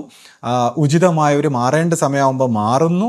കാര്യം എല്ലാം ഒന്നിലും ആരും കയറി നമ്മൾ കടിച്ചു പിടിക്കേണ്ട അല്ലെങ്കിൽ കടിച്ചു തൂങ്ങേണ്ട ഒന്നും ആവശ്യമില്ല. കാര്യം നമ്മുടെ ഒന്നും വ്യക്തികൾക്കോ അല്ലെങ്കിൽ നമ്മുടെ സ്ഥാനങ്ങൾക്കോ അല്ലെങ്കിൽ നമ്മുടെ പൊസിഷനോ ഒന്നും അല്ല പ്രാധാന്യം. എല്ലാം കളഞ്ഞിട്ടാണ് നമ്മൾ ഈ ആശയത്തിലേക്ക് വന്നത്. നമ്മളെല്ലാ കടിച്ചുപിടുത്തങ്ങളും എല്ലാം കളഞ്ഞിട്ട് ആ ജീവൻ്റെ മുക്തി മാർഗത്തിലേക്ക് സഞ്ചരിക്കാനാണ് നമ്മൾ ഓരോരുത്തരും ഇവിടെ വന്നത്. അപ്പം നമുക്ക് ടെമ്പററി ആയിട്ട് ഒരു സ്ഥാനം കിട്ടുന്നെങ്കിൽ നമ്മൾ ആ സ്ഥാനത്തിലുള്ള ഡ്യൂട്ടി ചെയ്യുന്നു. അത് കഴിയുമ്പോൾ നമ്മൾ മാറുന്നു, അടുത്ത ആൾ വരുന്നു, അടുത്ത ആളുടെ ഡ്യൂട്ടി ചെയ്യുന്നു, പോകുന്നു. എപ്പോഴും എക്കാലത്തും നമ്മൾ ദൈവത്തിനെയും പ്രാർത്ഥിച്ച് സമാധാനമായിട്ട് നമ്മുടെ ഈ മനുഷ്യ ജീവിതം പൂർത്തിയാകുന്നവരെ ആ മുക്തി മാർഗത്തിൽ ലയിച്ച് ജീവിക്കാൻ നമ്മൾ തയ്യാറായിരിക്കുന്നു. അതാണ് ഇതിൻ്റെ പൊരുൾ. അപ്പോൾ ഈ ഒരു ആശയം മനസ്സിലാക്കിയാണ് നമ്മൾ ഓരോരുത്തരും ഇവിടെ ഈ ആശ്രമത്തിൽ ജീവിക്കേണ്ടത്. അല്ലാതെ ആരെങ്കിലും വ്യക്തികൾക്കോ അല്ലെങ്കിൽ മറ്റ് വ്യക്തിപൂജകളും അല്ലെങ്കിൽ മറ്റ് പൂജകളും അങ്ങനത്തെ ഒരു സംഭവമേ ഇവിടെ ഇല്ല. ഇതെല്ലാം തെറ്റിദ്ധാരണ കൊണ്ടാണ്. ഈ മാറി നിൽക്കുന്ന പലരും ഇതേപോലെ തെറ്റിദ്ധരിക്കുന്നതുകൊണ്ടാണ് ഇങ്ങനെ സംസാരിക്കുന്നത്. ഇവിടെ എക്കാലവും നാമസ്വരൂപമായിട്ടും നാമജപമായിട്ടും എല്ലാത്തിൻ്റെയും പൂർത്തീകരണമായിട്ടും ഗുരുവിനെക്കുറിച്ച്, നമ്മുടെ ഫൗണ്ടർ ഗുരുവിനെക്കുറിച്ച് തന്നെയാണ് ഈ പരമ്പരയിൽ എക്കാലം ഓർക്കുന്നത്. ഇപ്പോൾ ഗുരുവിൻ്റെ 100ാം ജന്മദിനം എങ്ങനെ ആഘോഷിക്കാൻ പോകുന്നു, അല്ലെങ്കിൽ ഇനി വരുന്ന വലിയ വലിയ ജന്മദിനങ്ങൾ ഏത് രീതിയിൽ ആഘോഷിക്കും എന്നുള്ള എല്ലാം മനുഷ്യരാശി കാണാനിരിക്കുന്നേ ഉള്ളൂ. അപ്പോൾ എക്കാലവും നമ്മൾ നമ്മുടെ നവജ്യോതി ശ്രീ കരുണാകര ഗുരുവിനെക്കുറിച്ച് മാത്രമാണ് നമ്മുടെ എല്ലാവരുടെയും ചിന്ത. എന്നാൽ മനുഷ്യരൂപത്തിൽ എക്കാലവും ഗുരുസ്വരൂപമായിട്ട് വേണം. അത് ഗുരു ശിഷ്യ പാരസ്പര്യത്തിൽ ഈ ശിഷ്യന്മാരുടെ ആധ്യാത്മിക പുരോഗതിക്ക് വേണ്ടിയാണ്. അത് ഗുരുമാർഗത്തിൻ്റെ ഒരു അടിസ്ഥാന ഘടനയാണ്. അപ്പോൾ അതിനെ തകർക്കാൻ മറ്റാർക്കും, അല്ലെങ്കിൽ അതിനെ ചോദ്യം ചെയ്യാൻ ഇതേപോലെ അജ്ഞാന സ്വഭാവത്തിലുള്ള താൻ ആരാണെന്ന് പോലും അറിയാത്ത മനുഷ്യർക്ക് അതിനുള്ള അവകാശമില്ല. അപ്പോൾ അത് ചോദിച്ചും പറഞ്ഞും മനസ്സിലാക്കി വരണമെങ്കിൽ അത് വന്ന് അന്വേഷിച്ച് കാണണം. അല്ലാതെ ഗുരുവാണി വായിച്ചാലോ മറ്റ് ലോകത്തിലുള്ള ഏത് പുസ്തകം വായിച്ചാലോ നമ്മുടെ മനസ്സിലിരുന്ന് മനസ്സിലാക്കിയിട്ട് കാര്യമില്ല. ഇപ്പോൾ ഒരാൾ ഗുരുവാണി സ്ഥിരമായിട്ട് വായിക്കുന്നുണ്ടെങ്കിൽ അയാളൊരു ടേപ്പ് റെക്കോർഡർ പോലെ ആകെയുള്ളൂ. അതായത് ടേപ്പ് റെക്കോർഡർ പോലെ ഗുരുവാണി ഇങ്ങനെ വായിച്ച് പഠിക്കുന്നു എന്നല്ലാതെ അയാൾക്ക് പ്രത്യേകിച്ച് ഒരു മാറ്റവും വരില്ല. ഒരു ടേപ്പ് റെക്കോർഡർ പോലെ ആവും അയാൾ. പക്ഷേ ഗുരുവാണി വായിച്ചിട്ട് ഈ ഗുരു ദർശനത്തിലൂടെ വന്ന് ഗുരുവിനെ സമർപ്പിക്കുന്നവന് ഗുരുവിൽ നിന്ന് എനർജി കിട്ടിയിട്ട് ഗുരുവിൻ്റെ എനർജിയിലൂടെ അയാളുടെ കോൺഷ്യസ്നെസ്സിന് പരിവർത്തനം വന്ന് അയാൾ ടേപ്പ് റെക്കോർഡറിൻ്റെ ആ മനസ്സിൻ്റെ താഴ്ന്ന തലത്തിൽ നിന്ന് ഉയർന്ന തലങ്ങളിൽ പോയി ആ അറിവിനെ സാക്ഷാത്കരിക്കും. ഈ ടേപ്പ് റെക്കോർഡറിലൂടെ കിട്ടിയ അറിവിനെ അയാൾ സാക്ഷാത്കരിക്കും. അല്ലാതെ മറ്റേ ആൾ ടേപ്പ് റെക്കോർഡറിൻ്റെ തലത്തിൽ മാത്രമേ അത് ഉണ്ടാക്കൂ. അപ്പോൾ വായിച്ചുകൊണ്ടിരുന്ന ആർക്കും ഈ പറയുന്ന ജ്ഞാന തലങ്ങളൊന്നും തുറക്കില്ല. വായിച്ചുകൊണ്ടിരുന്ന ചുമ്മാ നമുക്ക് മനസ്സിലായെന്ന് തോന്നും, ഭയങ്കര അഹങ്കാരവും വരും. കാര്യം മനസ്സിലായെന്ന് തോന്നും, വലിയൊരു അഹങ്കാരവും വരും. അങ്ങനെയാണ് നമ്മുടെ പരമ്പരയിൽ ഒരു നല്ല വിഭാഗം ആൾക്കാർക്ക് ഈ വായിച്ചു മനസ്സിലാക്കിയിട്ടൊരു അഹങ്കാരം വന്നു. എന്നാൽ സാക്ഷാത്കാര സ്വഭാവത്തിലേക്ക് വരുമ്പോൾ എല്ലാ അഹങ്കാരവും പോയി താൻ ഒന്നുമല്ല എന്ന് മനസ്സിലാക്കി ആ ദൈവികമായ സത്യത്തിൻ്റെ മുമ്പിൽ തല കുമ്പിടും. സാക്ഷാത്കാരത്തിൻ്റെ ഭാവത്തിലേക്ക് വരുമ്പോൾ അങ്ങനെ തല കുമ്പിടുന്ന ഒരു അഹങ്കാരത്തിൻ്റെ സ്വഭാവത്തിൽ സംസാരിച്ചാലും അവരുടെ ഉള്ളിൽ അഹങ്കാരം ഒട്ടും കാണില്ല. കാര്യം അവർക്ക് അഹങ്കരിക്കാൻ പറ്റില്ല. എന്നാൽ ഈ പറഞ്ഞ വാചകത്തിലൂടെ വായിച്ചവർ അഹങ്കാരം ഇല്ല എന്ന് അഭിനയിക്കും, പക്ഷേ ഉള്ളിൽ മൊത്തം അഹങ്കാരമായിരിക്കും. ഇതൊരു തല തിരിഞ്ഞ് ഇത് മനസ്സിലാക്കി എടുക്കാൻ ഒത്തിരി പാടാണ്. ഇപ്പോൾ ജിദ്ദു കൃഷ്ണമൂർത്തിയുടെ അടുത്ത് ഒരു ബുദ്ധ സന്യാസി വന്നിട്ട് സംസാരിക്കുമ്പോൾ ബുദ്ധ സന്യാസി ബുദ്ധൻ്റെ കാര്യങ്ങളെല്ലാം ജിദ്ദു കൃഷ്ണമൂർത്തിയെക്കാളും മികച്ച രീതിയിൽ സംസാരിക്കും. നമുക്കത് കേൾക്കുമ്പോൾ അദ്ദേഹം വലിയ അറിവാളിയായിട്ട് തോന്നും. പക്ഷേ ആ ബുദ്ധ സന്യാസിക്കറിയാം ജിദ്ദു കൃഷ്ണമൂർത്തി ഒരു ബുദ്ധനാണെന്ന്.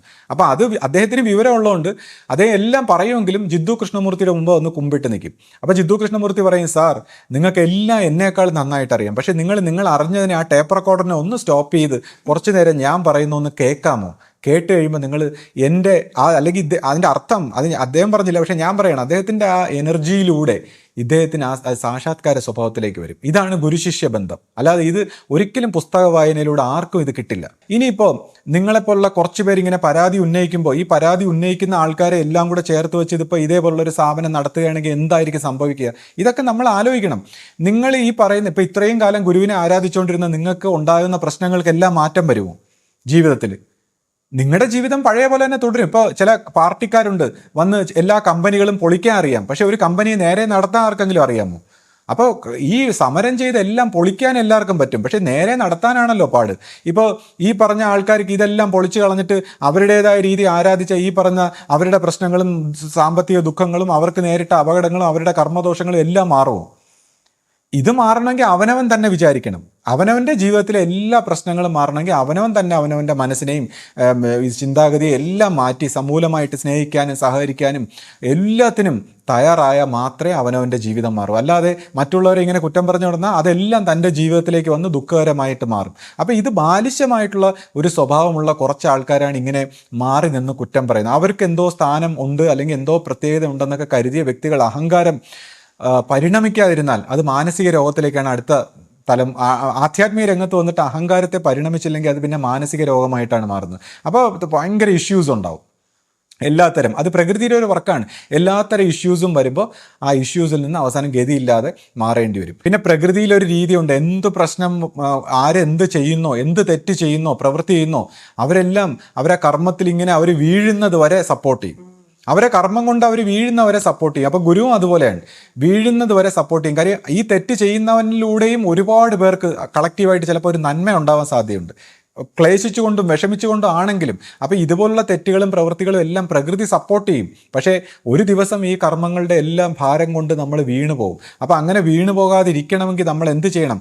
ഇപ്പം തന്നെ നിങ്ങൾ ഈ ആരോപണങ്ങളൊക്കെ പറയുന്നു, നിങ്ങൾ തന്നെ ഒരു സംഘടന ഉണ്ടാക്കിയപ്പോൾ ആ സംഘടനയിൽ നിങ്ങൾ എന്തെല്ലാം പ്രശ്നം ഉണ്ടാക്കി, നിങ്ങളെക്കുറിച്ച് അവരെന്തെല്ലാം ആരോപണങ്ങൾ ഉന്നയിക്കുന്നു. നിങ്ങൾ സാമ്പത്തിക തട്ടിപ്പ് നടത്തി, നിങ്ങൾ പല പ്രശ്നങ്ങളുണ്ടാക്കി, എന്തെല്ലാം ആരോപണങ്ങൾ നിങ്ങളുടെ സംഘടനയിലുള്ളവർ തന്നെ ആരോപിക്കുന്നു. അപ്പോൾ അതിനെ വന്ന് നിങ്ങൾ ന്യായീകരിക്കുന്നതിലല്ലോ കാര്യം. ഇപ്പം നിങ്ങളുടെ കേസുകളും നിങ്ങളുടെ പ്രശ്നങ്ങളും എല്ലാം നിങ്ങൾ ന്യായീകരിക്കുന്നു. ഞാനത് ശരി, നിങ്ങൾ ഏകപക്ഷീയമായി എൻ്റെ ജീവിതത്തിലൊക്കെ ഉള്ള എല്ലാ തെറ്റും തെറ്റാണെന്ന് നിങ്ങൾ അടിച്ചേൽപ്പിച്ച് നിങ്ങൾ പറയുന്ന കഥയാണ് എല്ലാം സത്യമെന്ന് നിങ്ങൾ പറയുന്നു. പക്ഷേ ഞാൻ പറയുന്നില്ല, നിങ്ങളുടെ ജീവിതത്തിൽ നിങ്ങൾ ഈ പൈസ തട്ടിച്ചെന്നോ നിങ്ങളുടെ ഈ കേസോ മറ്റു കാര്യങ്ങളോ ഒന്നും സത്യമാണെന്ന് ഞാൻ പറയുന്നില്ല. പക്ഷേ നിങ്ങൾക്കിത് വന്നോ? അപ്പോൾ ഇത് സത്യമോ അല്ലയോ അത് നിങ്ങൾ ന്യായീകരണം പറയുന്നു. പക്ഷേ നിങ്ങളുടെ ജീവിതത്തിൽ ഇത് വന്നു, അതിൻ്റെ കർമ്മഗതി നിങ്ങളുടെ തലയിലെഴുത്ത് തന്നെയാണ്. അപ്പോൾ ഇത് ഇത്രയും ഇപ്പോൾ ദുഃഖകരമായ ഇപ്പോൾ ജയിൽവാസമോ അല്ലെങ്കിൽ മറ്റ് അപമാനമോ മറ്റു ദുഃഖങ്ങളോ ഇതെല്ലാം ആര് ചെയ്തോ ചെയ്തില്ലയോ ശരിയോ തെറ്റോ, പക്ഷേ ഇതെല്ലാം അനുഭവിക്കാനുള്ള തലയിലെഴുത്ത് കർമ്മഗതി നമ്മുടെ ഉള്ളിലുണ്ടെങ്കിൽ ഇതിനെ എങ്ങനെ തിരുത്തണമെങ്കിൽ, അല്ലെങ്കിൽ ഗുരുവിനോടൊപ്പം നിൽക്കുമ്പോൾ ഇതൊക്കെ എങ്ങനെ തിരുത്തുന്നു, അപ്പോൾ ഇതുപോലുള്ള കാര്യങ്ങളൊന്നും മനസ്സിലാക്കാതെയാണ് സംസാരിക്കുന്നത്. അപ്പോൾ നിങ്ങൾക്കെതിരെ വരുന്ന ആരോപണങ്ങളെല്ലാം നിങ്ങൾ ന്യായീകരിക്കുന്നു. പക്ഷേ നിങ്ങൾ പറയുന്നവരെല്ലാം കുറ്റക്കാർ. അപ്പോൾ ഇതൊക്കെ വളരെ ബാലിശമായ കാര്യങ്ങളാണ്. നിങ്ങൾ പറയുന്ന പോലുള്ള മാറ്റങ്ങൾ വരുത്തിയൊന്നും പറഞ്ഞുകൊണ്ട് ഒന്നും നിങ്ങളുടെ ആരുടെയും ജീവിതത്തിലെ ഒരു പ്രശ്നങ്ങളും മാറാൻ പോകുന്നില്ല.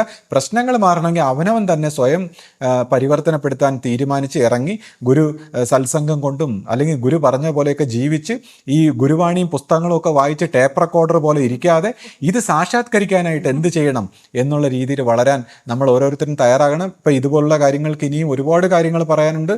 മറ്റൊരു വീഡിയോയിൽ നമുക്ക് കാണാം. സദ്ഗുരുവേ ശരണം.